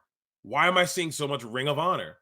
And it's, oh, these are backdoor pilots. Jericho's the champ now. Let's see what we can do. Okay, that experiment didn't work. We didn't get the deal. Put the belt back on Claudio. Let's go a different route. I get it. But I don't know. I got one more question about this, and then let's get to your Wrestling Observer stuff before we get to the wrestling. Shoot. What is your thoughts on AEW and them now calling, now he's going to go over to Ring of Honor. What are your thoughts of them using Mark Briscoe after Jay is gone now? Like, what is your final thoughts? Honestly, your big thoughts on that? Shout out to him. I hope he makes $1 million. Okay. I'll leave it at that. I hope he makes $1 million. I hope he makes as much money as you can, and he's able to have some fun, wrestle his friends, and that's it. Yeah, I don't mind Mark being there, but I think we said it during the tribute show. It shouldn't have taken Jay being gone in order for Mark and Jay or just Mark to be where I know. That's why I was like, that's why I didn't say anything. That's why I was like, I'm just happy he's there. Like at this point, let's just be happy he's there. Me too. And why be sour at it? Yo, something important. Shout out. This is the Sandbox Podcast Network. We are the Pay Window Podcast. Shout out to the #1 social media personality, brother DSP, and shout out to the audio version available on Apple Podcasts, Spotify, Anchor, Amazon Music, Radio Public, and Stitcher. Again, big up to the #1 media personality, not influence, but media personality, brother DSP. Shout out to you. Listen to you. You do it like a ad read. Yeah. That's why, because I'm like, because that's it. Because that just occurred to me. I was like, yo, we didn't give the love to the sponsor, love to the network. Today's show is sponsored by Jif Peanut Butter. I wish I had some jelly to go with my peanut butter sandwich that I wanted to make today. Yo, by the way, how'd you like? Don't do it. Don't do that. I'm just saying. That's it. You said it. You all heard it here. It was on. It is a graphics interface format. It's a GIF. Damn it. I will call it a gift to the day I die. He never said it. He just made a GIF about it. So until it comes out of his dead cold lips, his pursed lips. He's died. He is dead. So yeah, you're right. Oh, Jesus. Until I can open up his mouth and he says it's pronounced GIF. It's GIF, damn it. All right. It's GIF. I'll always say GIF no matter what. It's not a GIF. GIF is the peanut butter I consume. Again, it's not a funny video that I get. You got it. On my phone. Whatever. I'm not saying it hasn't been accepted as GIF, but it's just one of those things where we've co-opted the term where the creator of it says, it's GIF. It's GIF. Yeah. But whatever. That's crazy. Apparently it was supposed to be GIF, just straight up GIF, kind of like people said EXE, an EXE file. Oh. You're supposed to say GIF file, but he said no, we'll just say GIF instead of GIF. Nope, it's a GIF file. Just saying. Anyway. So now, Vern, now that we're at the second half, we're about an hour in. I don't know if I should take a bathroom break first. I'm about to get mad. I know I'm smiling now, but I know I'm going to be triggered in a second. All right. Okay. So let them know. Let them know what we're doing right now. All right, y'all. So this much. is in the past. When did this come out? Last week. Yeah, about last week. Wait. Where is it? All right, last week. I have an article here from February the 24th, so I'm assuming it's the day after. So the Wrestling Observer newsletter awards came out, voted upon by the faithful. So and this is Meltzer's gimmick, right? This is Meltzer's gimmick, it's not PWI. but it is not. But Dave does not have any influence in the voting. Dave the fans solely vote, right? up to the fans. Yep. And this year was special in that Dave actually commented. I have 3 of his comments I want to read for you that were transcribed, 3 transcripts for you and comments on the results. So, okay. Are you going to tell me who won what first? Sure. Do you want me to go from hit the spot, hit some, because I'm sure there's some awards that don't even matter. Okay. Right? Okay. Hey, give me the good stuff. Give me the juice. Okay. Give me the meats. Give me the meat and potatoes. Let me give it to me. That's what I'm saying. I'm like, I mean, so all right. So we'll just start off at the top, right? The one. So the biggest controversy. I think this is the one I know. The only one I know. The Wrestling Observer newsletter 2022 Wrestler of the Year. Oh my God. Number 1, it's Roman Reigns. John Moxley. What the hell? Number 2, Roman Reigns. You're lying to yourself. Number 3, Will Ospreay. Number 4, Kazuchika Okada. And number 5, Sayuri. Who? The wrestling, the Syuri. I think it's a female wrestler, possibly. Syuri, female wrestler. Okay. Shuri. Okay, Shuri. All right, my bad. Oh, she was a shoot boxer, a kickboxer, MMA. She used to compete in the UFC. Oh, there we go. She might have made a new fan in you. Yeah, she worked for Stardom. Right. Okay, go ahead. But still, like Jesus. Okay. All right. She's that good. How do you feel about that, sir? Stop the cap. It's Roman Reigns. It's okay. You want to know my top 5? Roman Reigns, because I spit hot fire. That's why. Okay. No, in all seriousness, come on. Moxley had a good year, right? With the whole Punk deal, having to win the belt over and over, carry the company. Okay. Roman Reigns, over 900 days. Let's stop the cap. Okay. This man has been put in a position where he doesn't even need to show up every week. And every time he's on your screen, everything stops and you pay attention to that. I noticed it when I'm watching SmackDown and I'm down here and I'm either on the computer doing stuff or playing a game. Roman Reigns promo comes on. My wife will be down here with the dog. Everything stops. Everybody's watching the screen. I don't know if I said it on the podcast last time, but my boy, shout out Channing Thomas, doing extra work for the E. I dropped that name, then picked that back up. He told me when he was in catering, when Roman Reigns is on the monitors in the back, on the screens in the back, everything stops, brother. Everybody's paying attention to the Roman Reigns promo. It's silent in the back. Nobody's talking. So basically like when Hogan was talking. Correct, brother. Boo, what? I just want to talk turkey, brother. All right? Let's talk brother, turkey, what? Dude. What? Dude, come on. Dude, come on. Brother. Listen, we're just transitioning through some things right now. We're going through a transition right now. Like, things are just playing out. We're just got to wait for things to play out. This is going to play out. Change is coming. Dude, what's the plan? Brother, what's the plan? Brother, come on. Let's talk turkey. Just tell me, what's the plan? Are you trying to roll me up from behind, brother? Nobody rolls up Terry from behind, brother. Okay. No, okay. So I don't know. It's ridiculous to think that Roman Reigns is not number 1 on that list. Okay. And I'm glad you feel that way. I do have a transcription of what Daddy Dave responded. Go ahead. As expected, this turned into a 2-person race with Moxley, Jonathan Good, age 37, and former Shield partner Reigns, Liati Joseph Anwai. Liati Joseph Anwai, 37. Why are we doing that? The way I see the argument, it comes down to Reigns.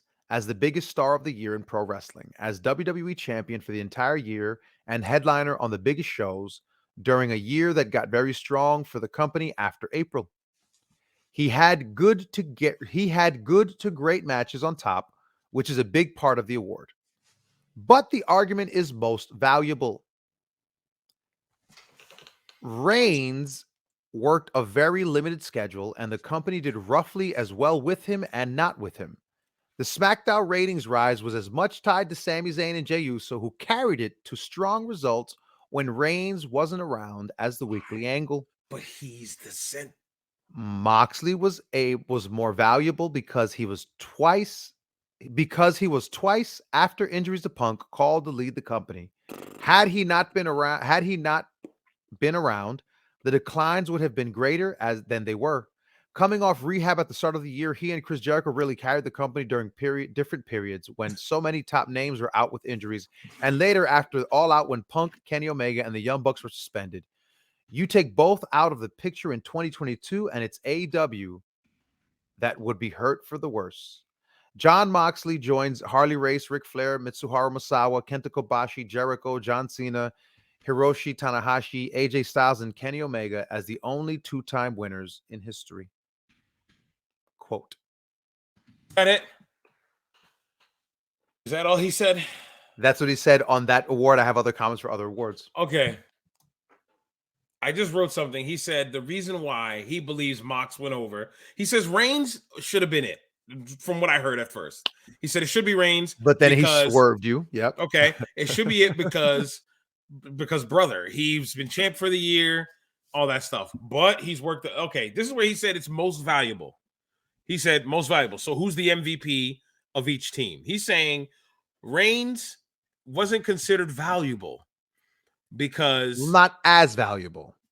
Because even when he was off TV, the ratings didn't dip anything crazy because of the storyline with Sami and Jey. And I'm thinking about it. Okay, so the ratings didn't dip with Roman off TV because a storyline that he's involved in is still the main thread of the show. So he's still involved with the story without having to be there. And they still mention him all the time. So yes, there's value there with him not even being there. That's what being a star is. You don't have to be there to be important. Ugh. You got to be in the hood to be in the hood. Got it. Then he said Mox, because both times when Punk got hurt and Mox had to take the belt, the ratings didn't drop as significantly, but the ratings dropped when he took the belt back. How does that make you valuable? Okay, Vern, you're my starting point guard. You're the best player on my team. You are the best basketball player I've ever seen in my life. Okay, you get injured. I got to put in a backup. And all of a sudden, we start losing games. But you're more valuable than that guy who does load management and is still one of the best players in the league. And that happens for real. The guy's name's Kawhi Leonard. Still one of the best players in the league. Doesn't play all 82 games. Maybe plays about 50 to 60 a season. So he can take care of his Achilles and his knees because he's starting to get older. So it happens in actual basketball. Okay. And he's still considered one of the best players in the league to this day. 2-time NBA champion. One with a team that had no business even being in the finals. Took like an impact team to the finals and won it. Okay, that's a comparison. I get that reference. So you can relate. All right. All right. So he took impact to the promised land. Let me just say that. Okay. Now he's load management on some Roman Reigns. I don't work every week. I don't work every night. Right. Still valuable to the team. He's not there when he plays. Forget it. That team's only winning 20 games as opposed to 40 or 50. Wow. That team's only winning 20 because he's not there. Wow. You can't tell me, okay, now you're on a team you're the guy on that team and the team's losing. You can't be valuable because you're losing with them. It's a good point. I don't know. I don't know. Well, let's move on. All please. Right. It's Meltzer, so I'm already getting angry. And so one thing to note is this the part that kills me. The numbers, right? So parentheses for John Moxley. In the parentheses, you got 498 out of 3101. So you got 500 out of 3,000 votes? Is that what that means? Yep. I was going to ask you. I think that's what it means, right? That he went out of that pool. He won 498, so that made him number one. So okay, Roman Reigns out of a pool of 2216 got 232. No, then that's weird. Okay, that's I said. I don't understand the numbers on the voting. Will Ospreay got 105 out of 1591.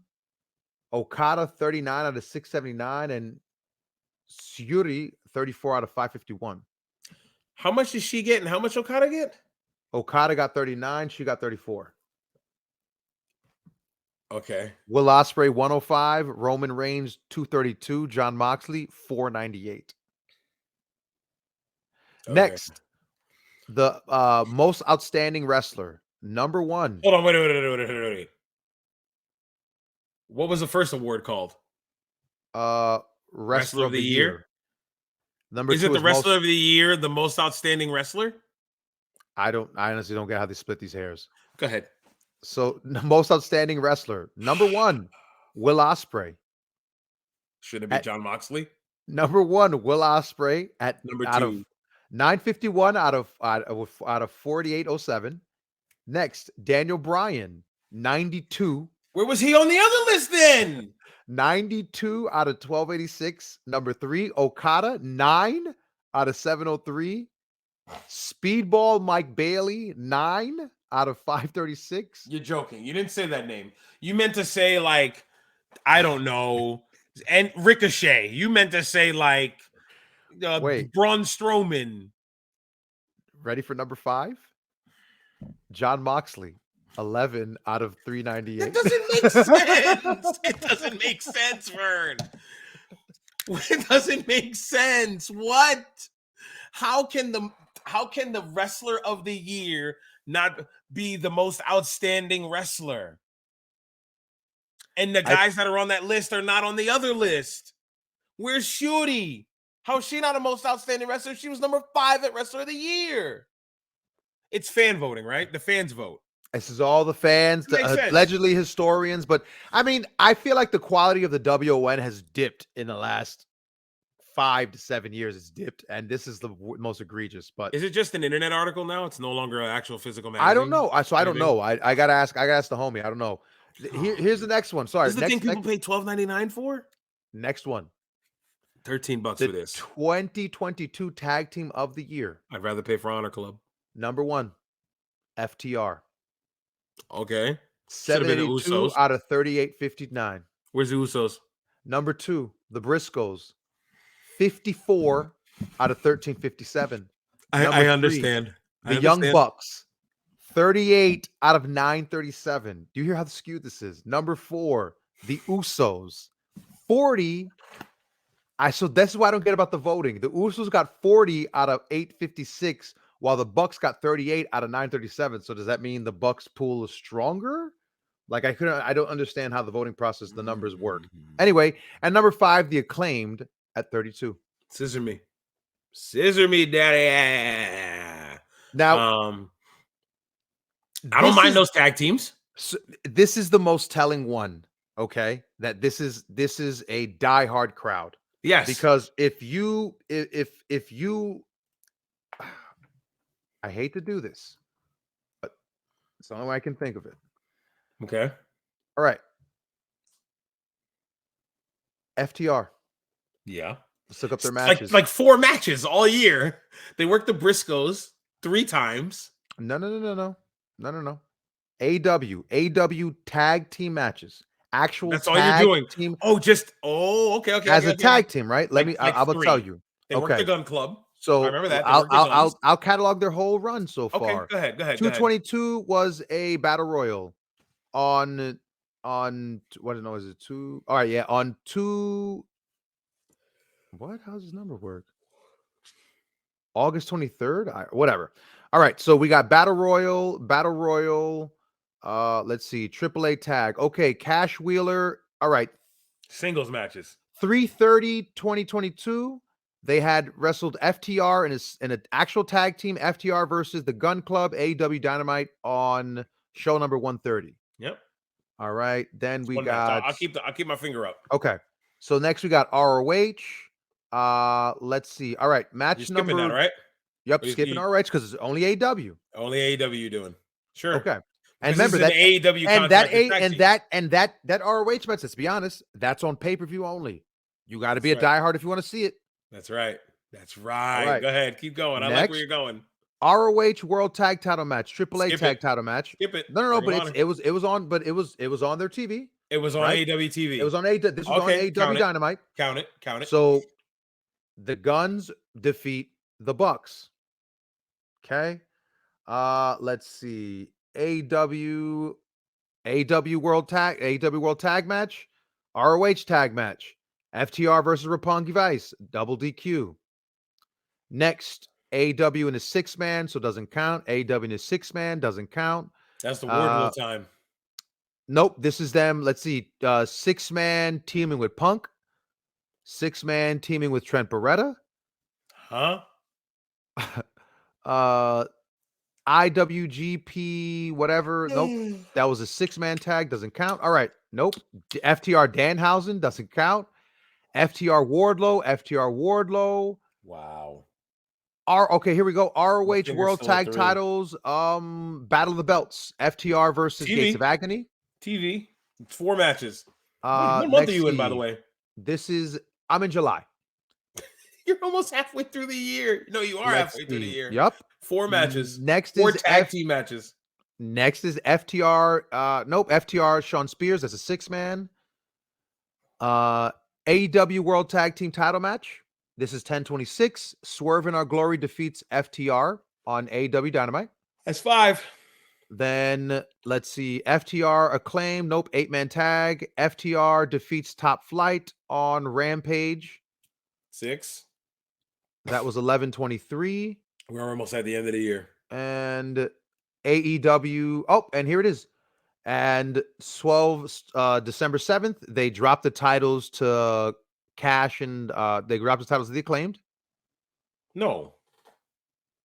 Yep, they dropped the titles to the Acclaimed. They just lost to the Acclaimed. Oh no, I'm sorry. You're right. They worked the Acclaim and they lost. They worked the Acclaim. All right, they worked the Acclaimed and lost. 7. And then 12/21, the Guns defeat FTR, and they're done. 8 matches, 8 traditional tag matches in 1 year, and you're supposed to be the top team in the company. Do you even want me to pretend to tell you how many the Usos did? You don't have to. You don't have to. They worked every night. Not every night. Every TV they were there. So again, what crowd is this? Oh, I know what crowd it is. That voted. I know what crowd it is. That decided it's in the nose. Go ahead, keep talking. All right. So yeah. So that was your tag teams. So look, I'm not gonna say that those tag matches weren't dope, but enough that they should be the best tag team of the year. Well, when those are the people voting for it, brother. I'm gonna save my comment for the end because I'm pretty sure it's gonna be accurate. But I just want to see what the rest of this. All right. How many awards are there? There's a few, so I got to keep going. Go ahead, keep going. Maybe we'll just go through them quick. Best on interviews. MJF in order. MJF number 1. Moxley, Punk, Zayn, Kingston. Oh my God! Keep going. Promotion of the year. AEW number 1. Ring of Honor. Stardom number 2. Impact. WWE number 3. They gave him number 3. I'm surprised. New Japan number 4, and UFC made number 5. UFC. It's a Wrestling Observer newsletter. You idiot! It's a wrestling. I'm about to break these headphones. I just bought these. I'm about to break my headphones. It's a professional. Keep going. Best weekly TV show. Dynamite. Yeah.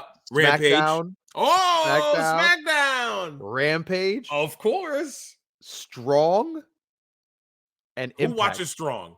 And Impact. The people who vote here. Impact top 5. Not even Raw. They did Raw dirty. Raw was a solid 6, I bet. Okay. Oh my Christ. The match of the year. Oh God. Punk versus Moxley. Nope. Let me Okada guess. versus Ospreay. I'm sorry to ruin it for you. Who? Okada versus, you never would have guessed it. Okada versus Ospreay. Sorry, you were never going to get it. I would have never guessed that. That's why I just had a rule number 1 for you. I was just waiting for it to be an AEW match. Okada versus Ospreay at the G1 final. in 20. Number 2, FTR versus the Briscoes 3. Sure. Number 3? The double dog collar. Yep, 3. I think 1. 1 was the best one. Number 3, Okada versus Ospreay at Wrestle Kingdom 16. Okay. 4, FTR versus Briscoes 1. Oh my, what are we doing? And number 5, Gunther versus Sheamus at Clash of the Castle. That should have been number 1, damn it. That match was 2 meaty men slapping meat, brother. No, that was a pro wrestling I match. loved Briscoes and FTR, don't get me wrong, but you got to have context to get those matches. Those matches need a little context. Gunther versus Sheamus. There was no true story. They sold that story on social media. On the internet. Yes. Gunther versus Sheamus had all the TV time it needed, and it delivered on Clash of the Castle. And they opened the show beating the piss out of each other. Love that match. Next. Match of the year. United States, Canada MVP. Huh? Moxley. Hold on. What did you just say? They separate it by regions. So country MVPs now? Yeah, so USA, Canada MVP. Number 1, Moxley. 2, Reigns. 3, Jericho. 4, MJF. Number 5, Bryan Danielson. The Japanese MVP, there's a few of these. Number 1, Okada. 2, Ospreay. 3, Sayuri. 4, Julia. 5, Jay White. 6, Yuki Yoshikoda. 7, why do they have so many? Miyahara. Tied with Shingo Takagi. And 8, Kazusada Higuchi. Mexico MVP. El Hijo de Vikingo, Mystical, Rey Fenix, Atlantis, Laredo, Dragon Lee Pentagon. Europe, Will Ospreay, Michael Oku, Ricky Knight Jr., and Ilya Dragunov. No Zack Sabre? Nope. The Danny Hodge Award for the non-heavyweight MVP. Number 1 light heavyweight was El Hijo de Vikingo. Okay. Number 2 was Darby Allin. Number 3 was El Desperado. Number 4 was Speedball Mike Bailey. Number 5 was Rey Fenix. I don't want to hear anymore. I don't want to hear anymore. Oh my God. This can't be real. This is not real, Vern. This is. I don't know how Dave could publish this and not be like, this is embarrassing, guys. What? Who are these guys? Talk about a moment of like a real who's who moment, right? Of like, El Hijo de Vikingo, like I know the name. I know the names. Yes, I do. I've seen their stuff here and there. I'm almost done, sir. Go ahead. 2022 woman wrestler. Number 1, Sayuri. Number 2, Bianca Belair. Number 3, Jamie Hayter. Belair. Excuse me, Bianca. You say her shoot name when you say Blair. Oh, forgive me. Bianca Belair. Number 3, Jamie Hayter. Number 4, Julia. Number 5, Kyrie. Who's Julia? Mm-hmm. It's another just one name, girl. Julia? With a G. Giulia. Julia. Another girl. I'll keep going. You look her up. Best box office draw. I'm just ready? Trying to see these people who you're talking about. Ready for this one? You'll never guess. What'd you say? Best box office draw. Roman Reigns. Okay. John Cena and CM Punk. He wrestled once. He won the award, number 2. Just to let you know, this is this Julia girl. I'll just show you her. I've never seen her work. This is her here. I don't know if they're crushing on her or something. Okay. But maybe she's a beast. I don't know. Yeah. Maybe did she just? I feel like she announced her retirement. Maybe because I feel like I've heard this name. I mean, look at her here. She's got trophies, 2 belts. Okay. She must have been a big deal. Must have been a big deal at some point. Sure. I've never heard of her, but sure. I don't watch. I'm sure we'll have to go back and pay attention, watch a bunch of YouTube videos. Sure. Anyway. Yeah. Maybe we'll do a deep dive or something on that girl. Who knows? I'll wait for the Laps fan. I will write in a letter, be like, guys, do a deep dive for me. Do a deep dive for me because I'm not doing it. I ain't got the time. I can listen to you talk about it. Wait, I'm not done. Almost done. Best office draw, right? Biggest box office. Best box office draw. Roman Reigns. John Cena. That doesn't make sense. CM Punk. That doesn't make sense neither. He's hurt for more than half the year. Feud of the year. Number 1, FTR versus Briscoes. Number 2, CM Punk versus MJF. Number 3, Cody Rhodes and Seth Rollins. Number 4, Tam Nakano versus Natsupoi. Just keep going. Number 5, the one that you couldn't get enough of, and we have out on podcast, like much you said you loved all 7 matches, the Elite versus the Death Triangle. I swear Feud of the year. I'm about to punch my screen. I'm about to punch my screen. I am going to break my monitor. I swear. The Most Improved, the Acclaimed, Mina Shirakawa, Jamie Hayter, Wheeler Yuta, Dominic Mysterio. I'm sorry.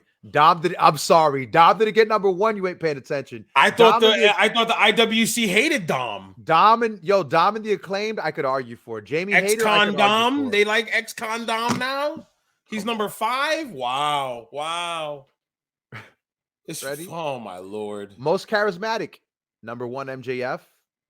Number 2, Sami Zayn. Number 3, Roman Reigns. Number 4, CM Punk. And number 5, rounding it out, Julia.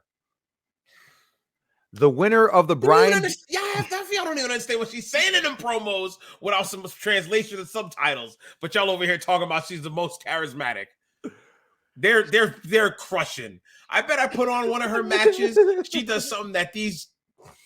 I'm going to stop. 2022, ahead, Bryan Danielson, Best Technical Wrestler of the Year. Number 1, Bryan Danielson. Number 2, Zack Sabre Jr. Number 3, Daniel Garcia. Number 4, Sayuri. And number 5, Josh Alexander. If you said Wheeler Yuta, I swear to God, Vern, I would have ended it right now. You would have been like, number 3, Wheeler Yuta. Nope. Leave studio. I'm done, bro. Okay, ready for this one. Bruiser Brody Memorial, Best Brawler in Wrestling. Number 1, Jon Moxley. Number 2, Tomohiro Ishii, excuse me. Number 3, Minoru Suzuki. Number 4, Eddie Kingston. And number 5, Gunther. Gunther's not a brawler. Ishii's not a brawler. Those are not brawlers. Moxley, that is the perfect award for Moxley. That should have been the only award he should have won. I said the same thing. That's the only award he wins. That's it. He's the best brawler. He's bleeding every night. It's fights. It's barely wrestling. He's just out there punching and kicking. Sure, you're a brawler. Everyone else on that list is wrestling. That's the same. That's the only award they nailed on the head. Yes, boom, they got it. That was it. Oh, Jesus Christ. I'm glad I didn't read this earlier because I would have been throwing my phone. Best what? Best high flyer. Oh boy. How many luchadors? Vikingo, 1, Rey Fenix, 2, Dante Martin, Commander, 3, and Will Ospreay. Oh, only 3 luchadors. Oh wow. You're gonna love this. I'm shocketh. 2022 most overrated. Folks, I have been waiting to read this to him for so long. Most overrated. Number 1, Ronda Rousey. Oh, okay. Number 2, Tyrus. Okay. Number 3, Roman Reigns. Oh, go to hell. Go to hell. Go to hell. Go to hell. Go screw. Number 4, CM Punk. Sure. Number 5, Austin Theory. Stop. Overrated? Where? Most underrated. Oh, how come all the AEW guys? Number 1, Konosuke Takeshita. Or Kunosuke Takeshita. That's the guy that's working. Yep. He's good. Yep. I like him. Number 2, Chad Gable. Takeshita. Yeah. Number 2 is Chad Gable. Number 3, Ricochet. Number 4, Mustafa Ali. These are just the guys they like in the WWE. Number 5, Ricky Starks. These are the guys that they wish were somewhere else, because if they were somewhere else, man, they'd flourish. And well, let a Ricochet come to AEW. He'd be so over. Ricochet versus AR Fox. Ricochet versus Rey Fenix. Ricochet versus... Stop all this list. I can tell the people. Oh, my God. Rookie of the Year. Action Andretti. Number 1, Braun Breaker. Oh, they got this one right. They got this one right. On the head. Wow. Number 2, Hook. Stop. Number 3, Logan Paul. Okay. I could see Number 4, Tomoko Inaba. And number 5, Solo Sikoa. Okay. We're nearing the end. I don't mind that list. We're nearing the end and a few more Dave comments. Oh, Jesus. Best non-wrestler. Heyman, Regal, Callis, Hathaway, Rick Ross. They were trolling with that last one. Accusations. False. Best television announcer, I call cap on this entire list. It's all Excalibur. Kevin Kelly, Excalibur, Ian Riccaboni, Taz, Pat McAfee's number 5. I call cap on that list. That's disrespectful. Disrespectful to how Michael Cole calls matches now without the Vince grip. If you don't think Michael Cole's doing the best work of his career right now, you're just a hater. You're just a hater. You're just a hater. And ready? Worst television announcers. You'll never guess. Number 1, Corey Graves. How about to say Corey Graves? Unrelatable Booker T. I love how you said unrelatable. Jim Ross. Michael Jim Ross is Cole. not on TV anymore. He's only does pay-per-views. Michael Cole. It's all E guys. Kevin Patrick. Wow. They're saying Kevin Patrick's the reason why they don't watch Raw. Patrick and Graves. Best major wrestling show of last year. Are you Dynamite. ready? No. A major wrestling show. Like so like a big, a themed show, a name show. Oh, Forbidden Door. Number 1, you nailed it right in the head. Come on. Forbidden Door. Not dumb. WrestleMania's like 12 in the list, I bet.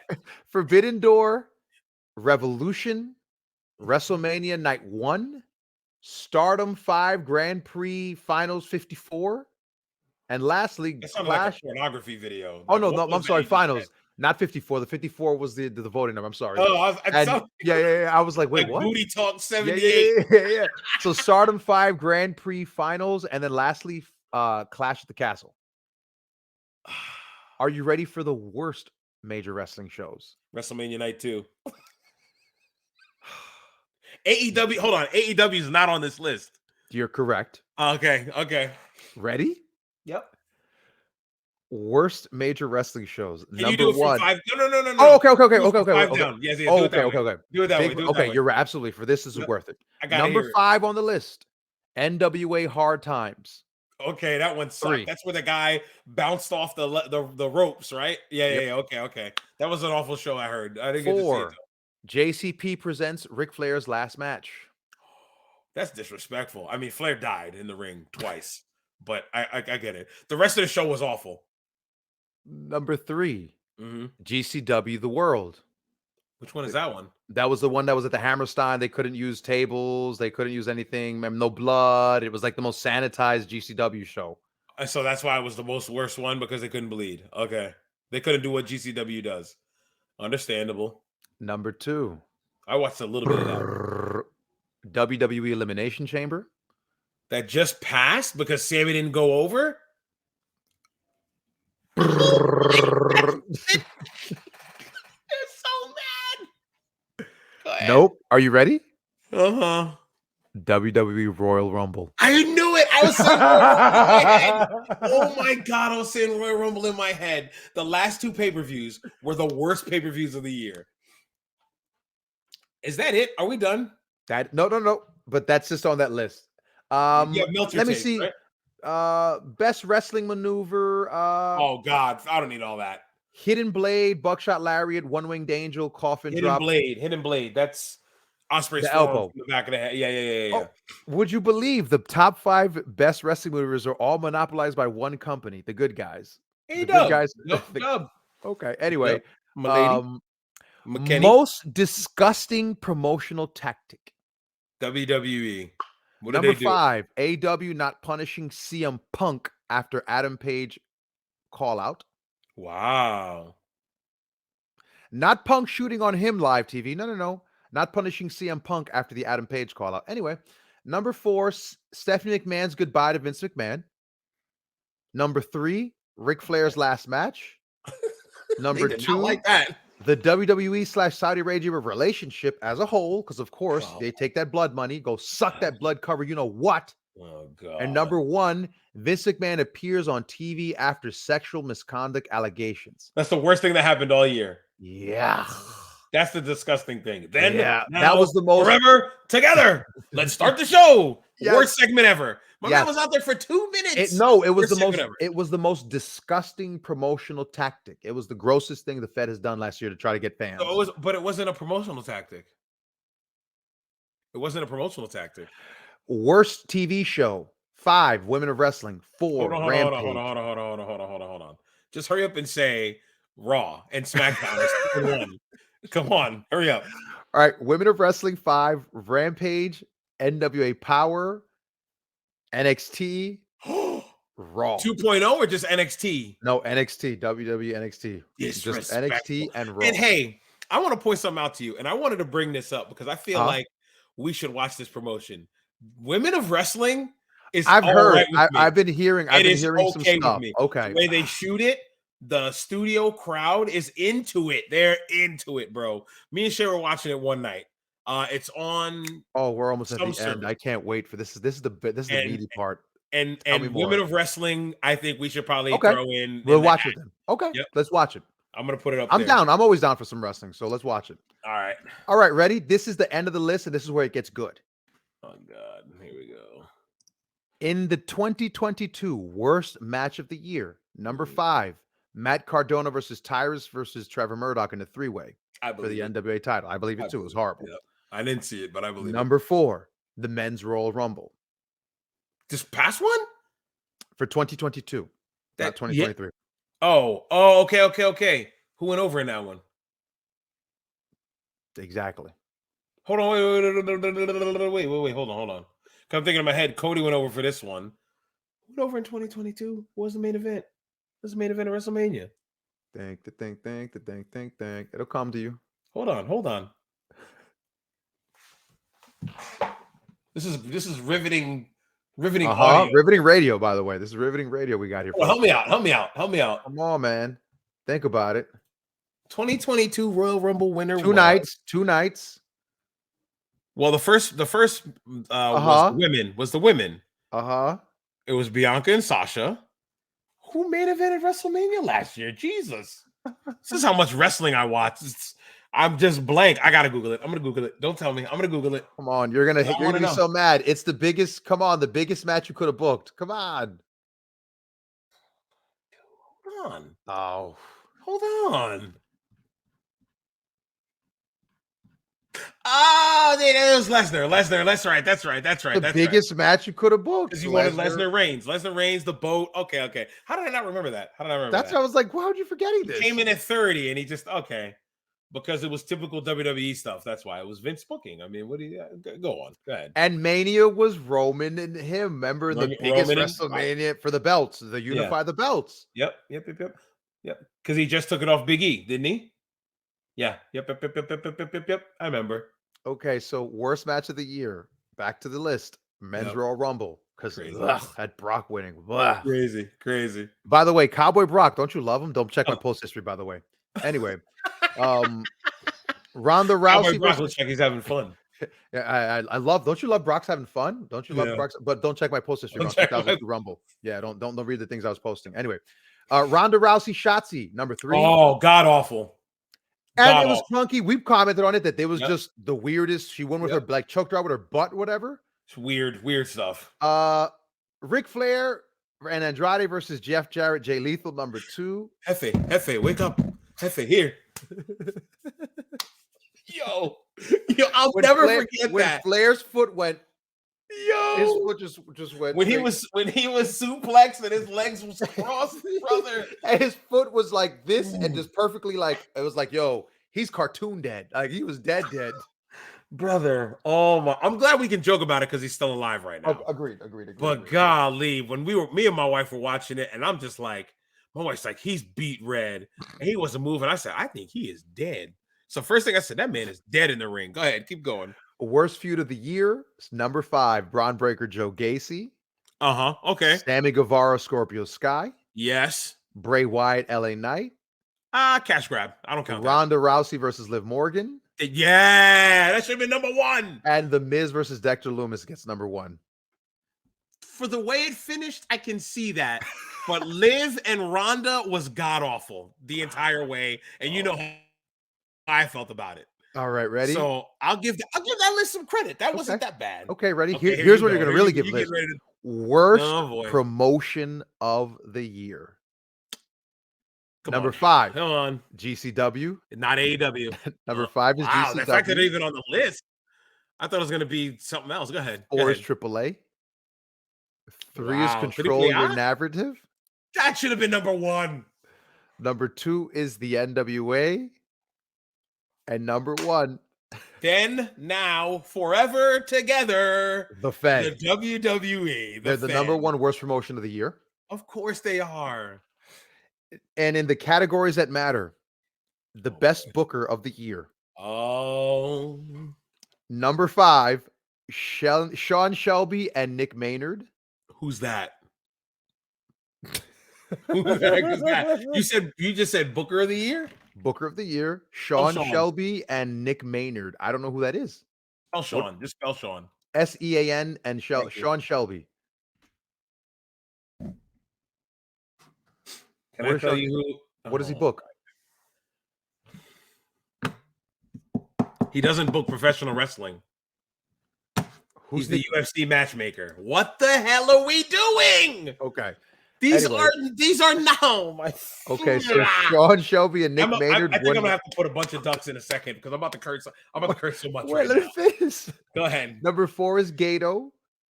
That's disrespectful. Number 3 is Paul Levesque. I gotta duck that. Really? Come on, no. We almost went at 2 hours. Come on, it can't make the air. You want that too? No, you're right. You're right. Take it out. Take it out. That's it. Take it out. You're right. Up to you. Darn it. That's fine. I don't want you. Actually, no. Take it out. That works because his name shouldn't be said. It's a foul name. Duck that name. You duck it. It'll just be Paul. That's all right. Perfect. That's great. Number 2, of course, Rossi Agawa was going to win it. Who's that? Number 2, best booker of the year. Oh, this is best booker. I'm sorry. This is best. I thought this was worst booker. I'm sorry. Yeah, number 2, the best booker of the year is Rossi Agawa. Who's Rossi Agawa? Who is that? Who is that? Who in the world are you talking about? The number 2 best booker is voted on by the WON. Rossi Agawa. Spell it. Rossy. Last name Agawa. Ogawa. He's the guy who owns Stardom. He's the guy that was talking in the documentary. Okay. Number 1. As always, for the 3rd year in a row, Saint Tony. Milady. Saint Tony won number 1. Okay. And then just to add on to that, because the comments reflect both, in the promoter of the year. Yeah. Shockingly. No. In the promoter of the year category. I apologize. Well, in the promoter of the year category. Yep. Number 5, Nick Khan. Number 4, Paul Levesque. They're not. Number 3, Rossi Agawa. Number 2, Dana White. And number 1, Tony Khan for the 3rd year in a row. But Nick Khan's not a promoter. I don't understand either. Nick Khan's a businessman. Now, I wouldn't even call Triple H a promoter. Sir? WWE is not a promotion. Sir, I have comments from Brother Dave on both these categories. I just had to hear all that nonsense, and I got to hear more nonsense. I refer to Dave. I usually don't comment on this. And for the first 6 months of the year, you can make the argument. But WWE and AEW as businesses were in the same position with one much larger but clear-cut 1 to 2 in the world all year. They're the clear-cut 1 and 2 in the world all year. Okay, okay. Sure. However, it was WWE that grew all year while AEW did not do nearly as well in comparison over the last 8 months. Okay. You can argue bad luck or injuries, but in a Coach of the Year award, one team doing so much better in comparison at the end as compared to the beginning, the coach is going to win. Okay, hold on. Stop. I don't want you to keep reading. Okay. But he was saying Moxley was more valuable on a team that was losing, but Tony Khan shouldn't win it because his team was losing. Continue. Injuries are part of the game, and regrouping and rebounding from them are as well. Sorry, as comparison of the promotion of the returns of Cody Rhodes, CM Punk, and Kenny Omega is so greatly in one side's favor. Yes, AEW did create an environment on television and pay-per-view to have far more great matches, and while some of the WWE's growth relates to the stadium shows, a lot also relates to the aura of Roman Reigns, which is a creative issue, and the bloodline angle, which is booking, and the most effective long-term angle in years. While the angle got stronger in 2023, where it doesn't count for this bloating, where it doesn't count for this balloting, it was still the strongest in 2022. In addition, whether you're a fan of Bray Wyatt or not, the out-of-the-box thinking buildup in his return was a huge short-term interest level success. Even if Paul Heyman and Roman Reigns played a huge part in one story and Wyatt himself in the other, the overseeing guy is Levesque. And then to close it out, this was most notable because there was, on Promote of the Year, this was most notable because there was issues with so many candidates when it comes to winning. Khan's major issue was the locker room issue, which badly hurt the company, both in how it wasn't handled months before the blowup when all the warning signs were there, and how it was handled after it happened, basically not telling fans anything. For someone with a background in sports, we're pretending it never happened on television and not mentioning names or doing even a basic explanation, especially when 4 people suspended had title belts. It's tough. Still, I can see the complete not wanting to vote for White because of what happened on New Year's Eve and when he and his wife got in the slapping exchange. There are also that wasn't in 2022, brother. There are also questions regarding the slap fight promotion. With Vince McMahon, who was the man in charge of WWE much of the year, you couldn't vote for him either, and the nature of his return hurts the others in the company in that position. New Japan didn't have a good enough year of business to win. Ogawa had the least baggage of the candidates, but Stardom is also not high profile worldwide compared to WWE, UFC, AEW, and NJPW. Sir, the floor is yours. So my dramatic take on this is that the Wrestling Observer newsletter is just filled with biased AEW fans. AEW, Japanese wrestling, women's Japanese wrestling. That's it. So the people who subscribe to Dave, oh, it makes sense. Okay. I get it now. I get it. I see why Dave. The Matrix? I'm tapped in. The joints in the back of my head. I'm tapped in. I'm in the Matrix, brother. I get it. This is why Dave rates AEW matches so high and just rates WWE matches whatever they are, because his audience, his readers, his viewers, his listeners are all AEW fans. Yeah. AEW, Japan, and women's Japanese wrestling. Yeah. Everything in those categories praised AEW. Even with the worst stuff, they were never higher than the number 3. Oh, I got 2 more for you that you're gonna love. 2 more. I'm sorry, but 2 more categories, but these are after you're done talking about best and worst. Just 2 more best and worst, and we're done with this. But please continue, sir. There's this list is nonsense. In all honesty, it's nonsense because it's a fraction of professional wrestling, a very small fraction of professional wrestling fans having the ability to dictate what certain people think. So Tony thinks because he's been voted 3 times Booker of the Year by a biased list of biased fans, he thinks he's doing good. Is it biased if they're his fans? If they're just his fans, like that's what it is. At this point, it's not even biased. It's just his fans. Like it's his fans who are voting. Like, is it biased really? If it's just a natural given? Yeah. It's an echo chamber at this point, no? Yes, you're absolutely correct. And it just doesn't. But that's why it's such a small fraction of people. Because if you were to include, let's say the Wrestling Observer newsletter was free. Okay? Let's say the Wrestling Observer newsletter was free and everybody read the newsletter, listened to Meltzer. These lists would be completely different. Can I add one thing, though? Sure. So part of the caveat to the voting is that apparently not everybody gets to vote. Oh. Voting goes to wrestlers, goes to historians, goes to etc. and fans. That's allegedly what Dave has said, but I concede. Actually, no, I'm sorry. I'm thinking of balloting for the Hall of Fame. I'm sorry. Forget what I just said. This is the readers. Everybody votes in this. I apologize. The readers. That. Yeah, scratch that part. That was for the Hall of Fame. Readers. Yes, forgive me. This is the Reader Observer. Yeah, so this is the Reader Boards.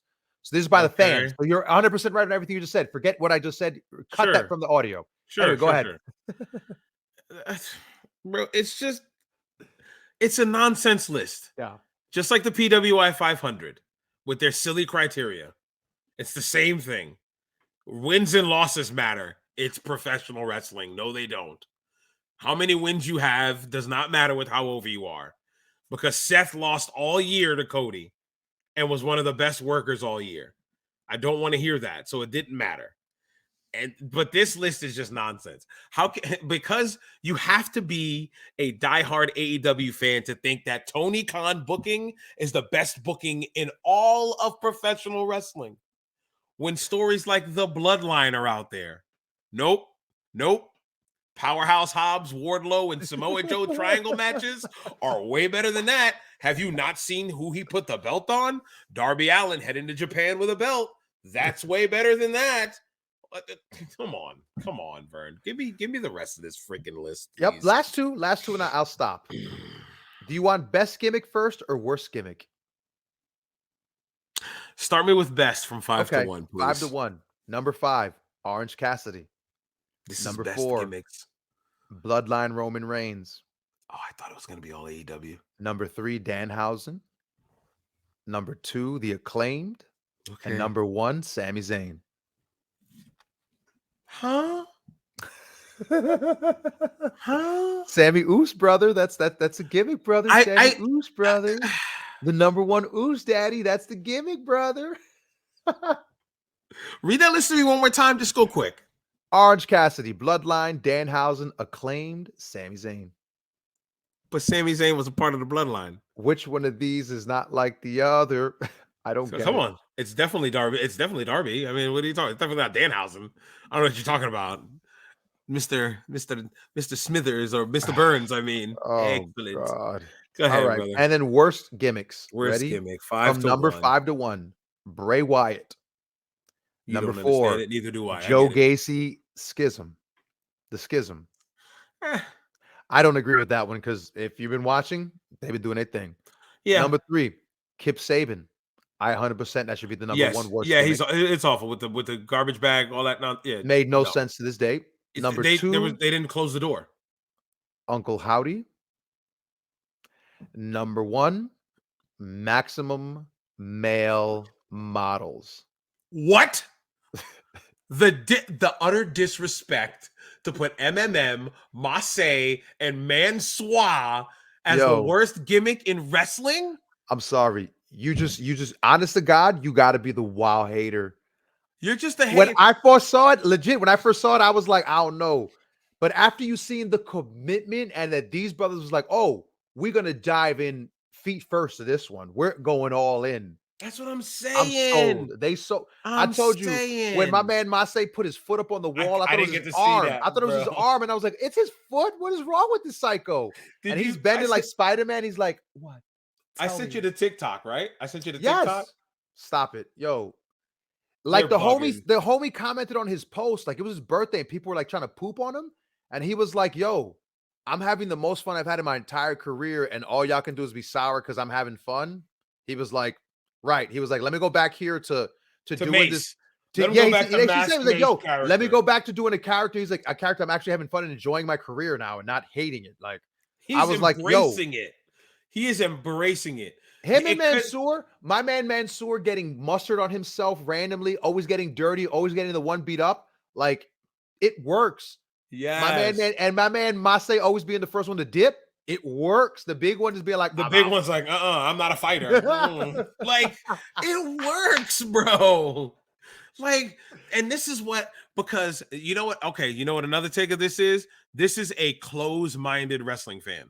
Yeah. The voters of the I'm about to say PWI. The voters of the Wrestling Observer newsletter are closed-minded wrestling fans. They tell you to just enjoy wrestling. The crazy part is, right? But they're the crowd that likes the sex doll against Kota Ibushi. They're the crowd that likes the little girl versus Kenny Omega. But they're the crowd that likes the GCW Invisible Man versus the other Invisible Man, right? Like Man with Bryce Remsburg doing all the work. That's what kills me. This is the same crowd that is like, oh, they'll do the slow-mo. They'll get all into that. Maximum Male Models. This is where they draw the line. That's the line. That's too far. Too far now. I don't want to see Massey's underbutt under his booty shorts. It's too much, buddy. Can't see it. It's making me uncomfortable. Close-minded wrestling fans. Yo, bro, votes. Chacho, do you realize we've gone 2 hours and We have. I can't believe we spent so much time talking about that. We spent an hour on the newsletter. It was worth it was at 107. Can I tell you 107 to see the anger in your face as I kept reading every list and you're just like, what? Dude, okay.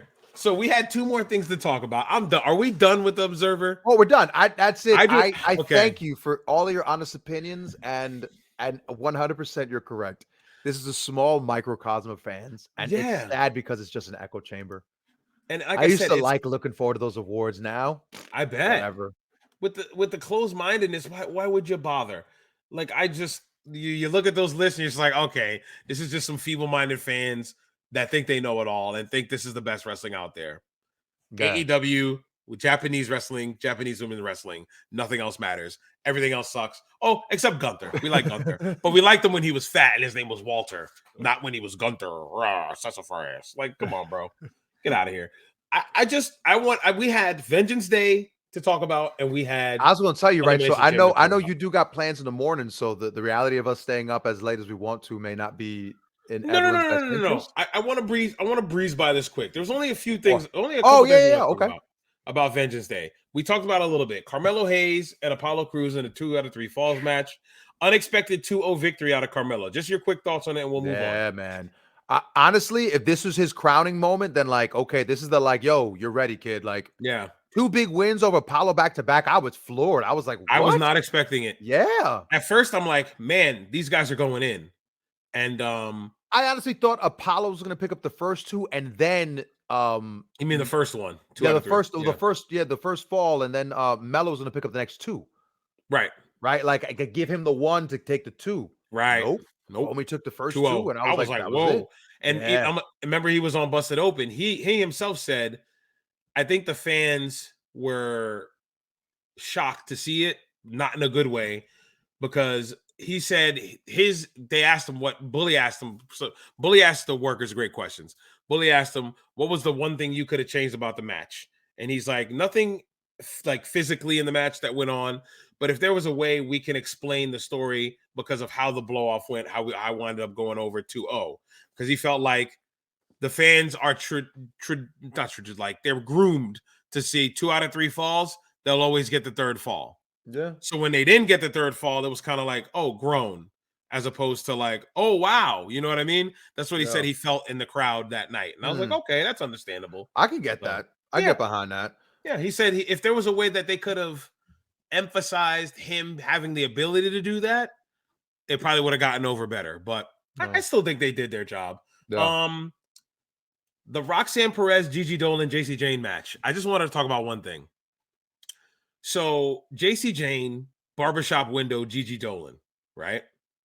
Right? That happened right before that match, right? Am I not bugging, or that happened afterwards? After. That happened after. Okay.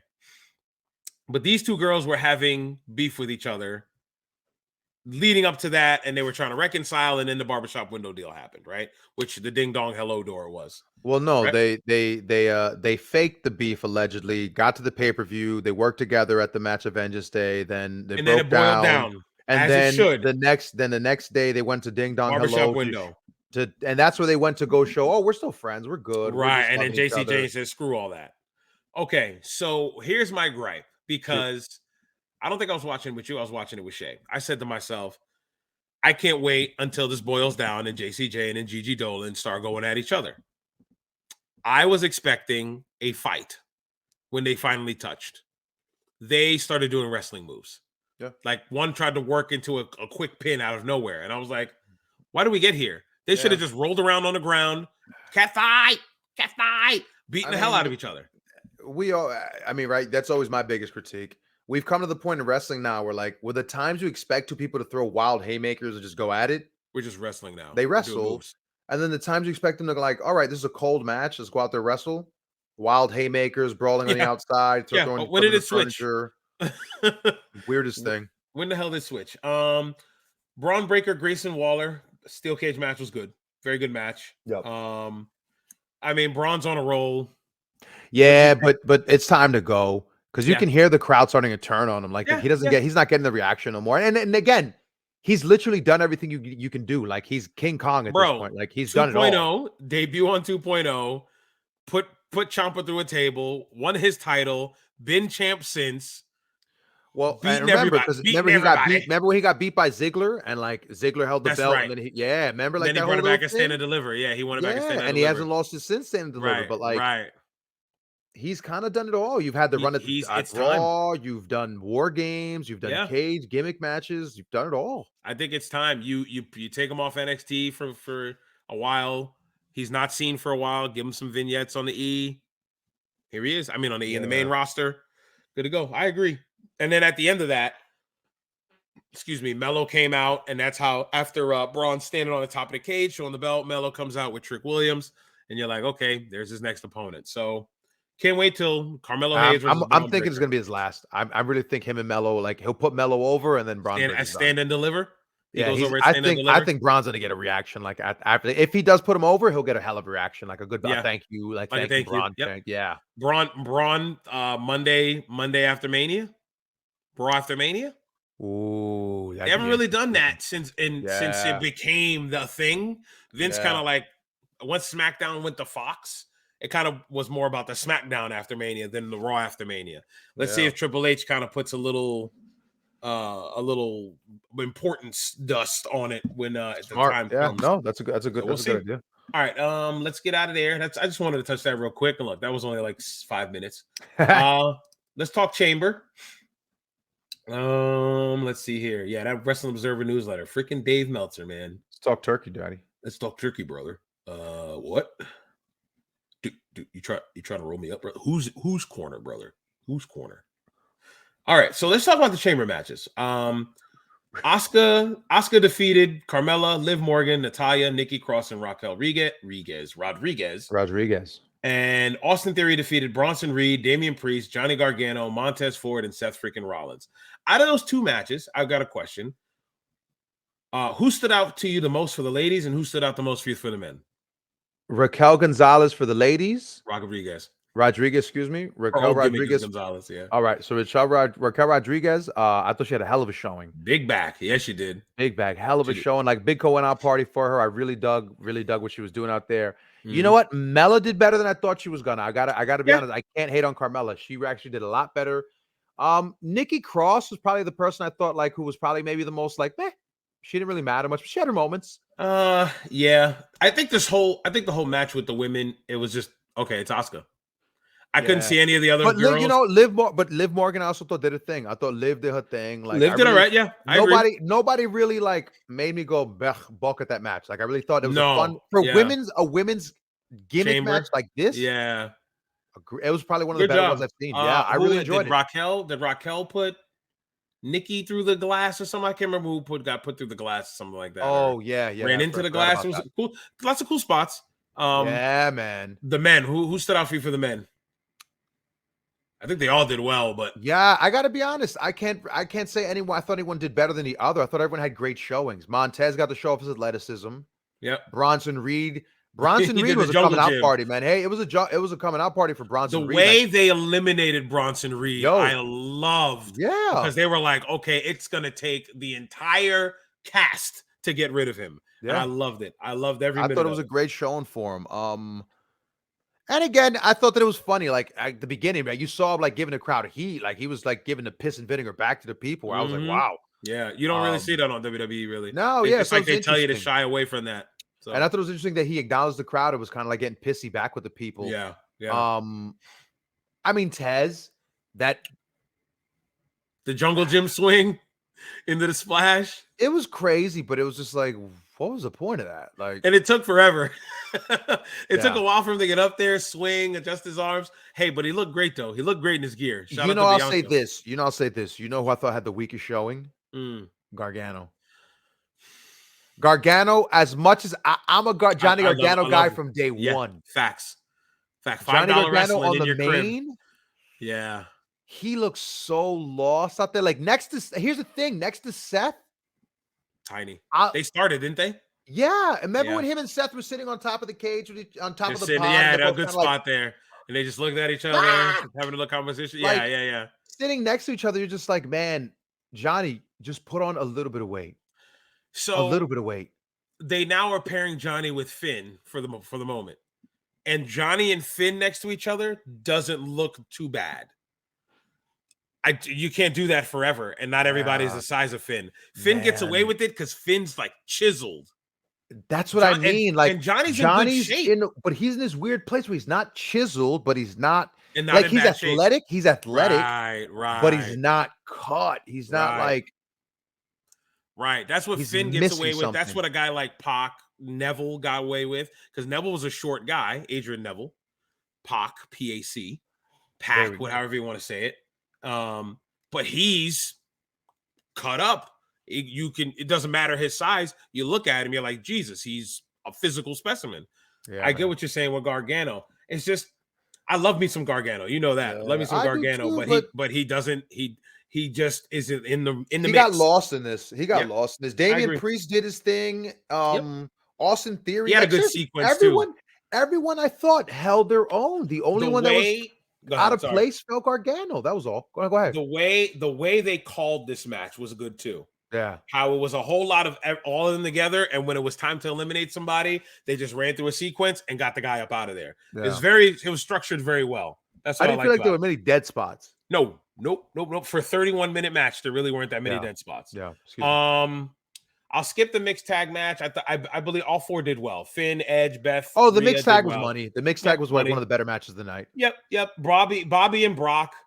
Now that they're pivoted felt like to Omos, it was booked. It felt like Bobby and Brock was booked by Vince McMahon at the Garden in '85. Don't start that, because now the rumor is, now that it's Omos and Brock Lesnar for Mania, Vince, it has to be Vince back. Sure. Vince is back. Sure. Yeah, it's not Brock doing for Omos what freaking Brock did for Big Show. That's why I watched that match, because the homie was like, yo, check this match out, because I was, it was Big Show, so of course I'm like pig slow. I was the first thing I did, and he said, watch this match, and I was like, yo, Brock made Big Show look like an animal. It's gonna be perfect. It's gonna be fine.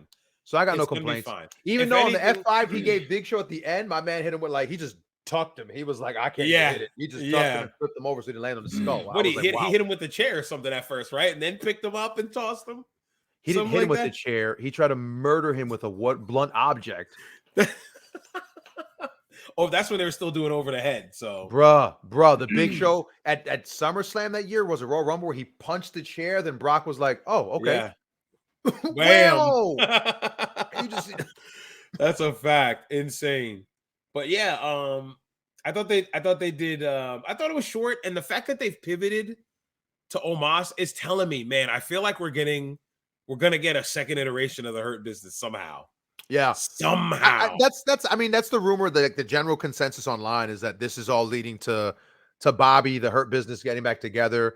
But like, I sent you that one poster where somebody was like, "Oh, let's Hurt Business," and it was like, "Oh, so every black and brown person's just gonna end up in the same the Hurt Business because skin color means they're qualified." Like, what?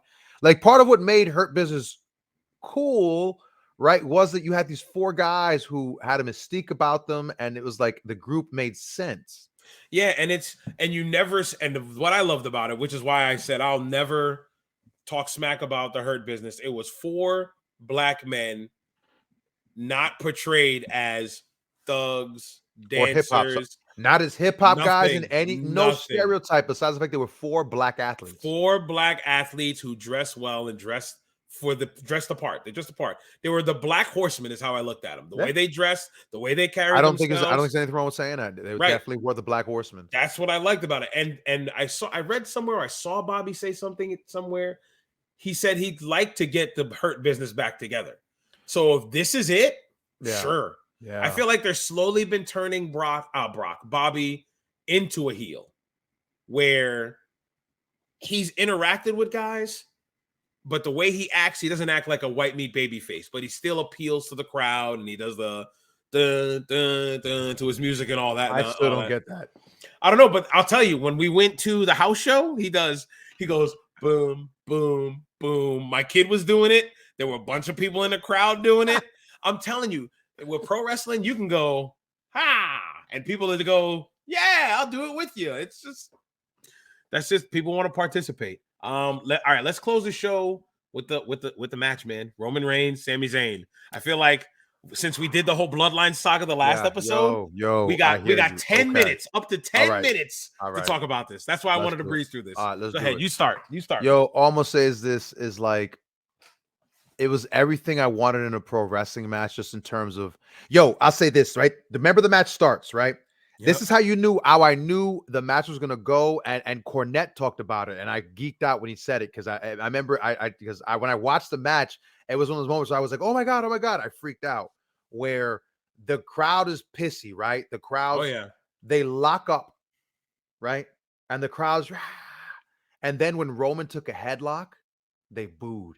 They booed Roman out the building for taking a headlock. And it was like, this crowd's ready for wrestling. Yes. Because if Sammy would have taken over, right? Because remember the second Sammy took over like a punch.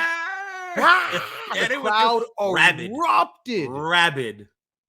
And I was like, this is what was the In Your House Canadian Stampede, right? Oh my god, where the cameras were shaking. Yeah. Where the crowd was just like, we're gonna be, look, Montreal is a great wrestling city. Yes. I can wax on to you about hours of stuff, but I won't. But it's a great city for wrestling, and they proved it. I, as a fan, it's what people try to convince me AEW does. Right? What everyone who tells me, man, when you watch an AEW show, it's just raucous, nonstop party. And if it was like, and don't get me wrong, there were AEW shows that would kind of mimic what was happening, especially if they're in like Chicago or the first time Punk was there, when the crowd was just into everything. Where they lost their mind. Yes. But agreed. To the level where they were taking their time on everything. They took almost 5 minutes before they even touched. Bro, like, and it was like, at no point did I feel like, oh, come on already, stop milking. I was like, oh, please, just stare at each other. Stare at each other, keep walking around. And I just want to hear the crowd keep fighting with themselves, like who they want to elevate here. Like it was everything I wanted in a wrestling match. When's the last time I remember something like that happening between two opponents where it was like a raucous crowd in Canada? Oh, it's in Canada. Hogan Rock. When Hogan Rock were they did the stare down for a while. And Hogan went to business for himself and decided he was going to make himself the baby face in the Hulk Hogan, dude. I'm Hulk Hogan, brother. Hulk Hogan. It was totally accidental, brother. And everyone forgets the second time Hogan fought Rock in that city, and that the match was trash. The crowd. Remember the second time Rock? I don't even remember it. The second time Rock was like, "Oh no, I'm the baby face this time around. It's not happening a second time. I'm not gonna let Hogan outdo me in this match." Watch it the second time, not even close to the feel of the first one. It's really interesting. Hulk Hogan, dude. But yeah, no, brother. He locked up. He said, "Brother, they're cheering for me, dude. We got to dial this thing in, brother. Dial this in. We got to dial this in, brother. Slam me, boss." And Rock was just like, "Slam me, boss." No, go ahead. The finish, like everything about that match, like even the things I could have been nitpicky about. Just the fact that that live crowd was into everything. And they had a botch in their match too. I just thought of that. Oh, with the ref. The first time they went for the ref bump. I don't know if the ref thought it was the ref tried a motion too early, or did Roman go for it too early? So what do you think? I watched it twice because I watched it with the wife again. Yeah. They call something and Sammy pulls the rope down as if Roman's supposed to go to the outside. Okay. Roman goes for the Superman punch. The ref's out of position, and he just pulls it back. Yeah, because you see ref kind of like, ref's like, whoa. The ref's kind of like he was going to take it, and he decides not to. Then Sammy winds up getting Roman to the outside, and they work where they need to work. So I think they might have had a miscommunication. But either way, the second time that ref ate that punch, woo. Yeah, oh yeah. Roman was like, I ain't missing. Watch this, I ain't missing. Watch that. You are eating. I'm not egging the hand for this one. You're getting a closed fist, brother. Yo, absolutely. Even the false finishes, as hokey as they were, right? When Jay comes out and then Jay just disappeared into oblivion. Where did Jay go? I have no idea. Jay gets speared and Jay dies. And Jay fell into a hole. Jay fell into a hole, apparently. It was like, whoop, black hole out of the universe. I was out of the universe. Yeah. But Yeah, it and was Jimmy gets hit, and Jimmy just waits around ringside. I get that right. Jimmy commits a crime. Where does it go? Yeah. He just, because you normally commit a crime and then watch your crime scene afterwards and go, my crime going to succeed because I got to run in there just in case my crime Just doesn't in work. case. But Yeah, especially in pro wrestling. again, Yeah. all nitpicky This to is decide. nitpicky I stuff, didn't correct. care. I was sold. Yes. I was buying into it. I was like, this is a fun thing. It was everything I love about pro wrestling. Like I said, when Cody won his match, it's that moment where you're like, I'm feeling something. I'm feeling excited, even though I if know you knew the finish. I'm still getting it. It didn't I matter. know. I watched the Rumble 2 times. I told you the second time my Yes. father, and like I was so excited. Like I was like, oh my God, here comes when his music hit. I sang just as loud because when they were working each other, him and Gunther were smacking. Oh, they had a match. Yeah. That match from that Rumble match, excuse me, the Elimination Chamber match, I watched it the second time. That it hits just as hard the second time. So can we just talk about the chants? They cut it out on the replay. It's not as loud. Romans. The FU Romans weren't. I did you catch them on the replays? Because I didn't catch them on the replays. I'm trying to on Peacock. I'm trying to because I was like, I saw it again. I think they might have. Okay, I didn't watch it on Peacock. The second time I watched it was on my phone. I was watching it on one of the sites, and so it was a straight feed. So I was like, oh man, because all I thought was they're gonna cut it from the feed, and I don't want to get that cut. Yeah, because there were moments they tried to bleep it, and I think someone was just like, "Yo, just like tough, just let them go." It's a pay-per-view. Who cares? If it was TV, I understand. So I wanted to bring up Roman chants. I'm sorry. sorry. No, good. The last thing I want to bring up, and then just the silence. The silence when he went over, when he finally hit that last, was it spear? The disgust. They were upset. They were like, "Oh no!" People being pissed off. I loved it. Yep, sir. The floor is yours. I just wanted to bring up Sammy's biggest falsie when he hits that haluva kick out the corner, and Roman like flails down, arms forward, died. I said, "Oh my God!" Roman was like XX. He drew the X. He was X eyes. Dead. His arms were flat. I said, "Oh my God!" I said, Roman had the Ric Flair legs. He was laying. His legs was crossed. I was like, "Yo, this is it. This is it." Go. Oh my God! Good stuff on that falsie. When Michael Cole said, "What is it? You gotta believe." Yeah. Come on, kid. Yeah, absolutely. When JR does that. And when they do that to Jungle Boy Jack Perry, it makes me so angry. Yeah. When they're like, come on, kid, you can do it. And you're like guys, stop. This was the moment to scream, you got it. Because it was like, oh my gosh, this is it. This is the moment. We're about to watch the title change. I think they're going to be nuts and pull the trigger. Yeah. Even though everything inside of me said they're not going to do it. They'll never do it. There's no way. A small part of me for a moment was like, wait a minute. What's happening? What's going on? That's the beauty of pro wrestling, though, because you always think this guy's going to go over. This guy's going to go over. But the way it plays out, you have to watch because you never know. You never know. You can always be wrong. Nobody expected Brock to beat Undertaker like we were talking about earlier. And then he went over and you were like, what? How many shows can you remember ended with fans just quiet? They were silent when they saw him go for the spear, and it was like, wait, he's not going to win. He's not going over. 1, 2, 3. What if Sammy kicked out there? That place would have put up. Oh my God! If Sammy kicked out just one more time, and he pulled, he pulled and he dummied and took another one on some Japan stuff. No, it'd have been too much. Too much. It'd have been too much. Where they went home, they went home. Of course. But I'm just saying, he kicked out. That crowd would have loved him just a little bit more. Part of me is like, I would have marked out. I would have been like, yeah! I would have definitely marked out. And then when he hit it with that kick out with a punch, I'd be like, come on, right. But dude, no, phenomenal. Not even the word, man. What a feeling like when the match was over, just how angry people, like they were just upset. Like, yeah, they were mad.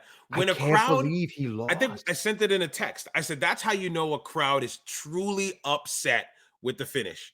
And I don't think it was upset in a way like, I'll never watch WWE again upset. It was just like, damn it, our guy didn't win. The guy we wanted to win didn't win, and it's quiet now. It felt like watching old territory, right? Like an old territory tape of like the big hometown baby faces wrestling the traveling heel, and this dastardly heels come in. And it was just like, wow. Yep. How'd you feel about so finish happens? Tell me not. This wasn't the ultimate. Sammy, listen, buddy, you're gonna take the pin, but trust me, they're not gonna remember who took the loss. Right. Absolutely. They did everything to shine Sammy up and give him back his heat. Oh my god. Oh yeah. Absolutely. Having KO come out to make the save. Yep. Yo, how beautiful is the spot where KO's in the corner and he just slips back and boom. Lets him do it. Boom. Lets him do the boot. Haluva kick to the corner. Roman powders out, leaves him in the ring. Crowd is just singing. Yo, the spots where Roman was talking junk to Sammy's wife. Yes. What? Right in front of him. Bruh. Phenomenal match. 32 minutes and 20 seconds of fantastic professional wrestling. I was highly entertained. Yep, I was sports entertained. I'll say it's like, again, those moments when you're watching that Cody versus Seth Rollins in the cage in the Hell in the Cell. Ooh, man, we've covered. Now that you mentioned that, we've covered a lot of good stuff. We've covered some great. There've been some great wrestling this year. Like I've got to tell you what, when I watched that 03 stuff, I got mad at myself thinking, man, how much wrestling did I miss? How many years of solid stuff from the Fed was I not aware of? Like these animals beating each other with backboards. How is this human? Yeah, seriously. This is ridiculous. So I'm setting up the pay window episode 28. What's up? I feel like we should do a year in review, man. Yeah, man. Why not? From this past, I'm gonna go through the notes. Let's talk about what we loved in 2022 and what we hated. I'd love to discuss that. Yeah, I don't know if unless in the next 2 weeks something crazy happens. Something wild happens and we have to discuss it. I think we should do a year in review, and I think that's what we'll do in episode 28. So we're here, brother. Pencil's waving. Hey man, word. Where is the pencil? Where is the pencil? I won't play them. The music ain't playing until the pencil's waving. There it is. All right, we're here. This has been Vern, episode 27. This is the start of year 2, brother. We're here. Episode 27 of the Pay Window Podcast on Point At It For Me, the Sandbox Podcast Network.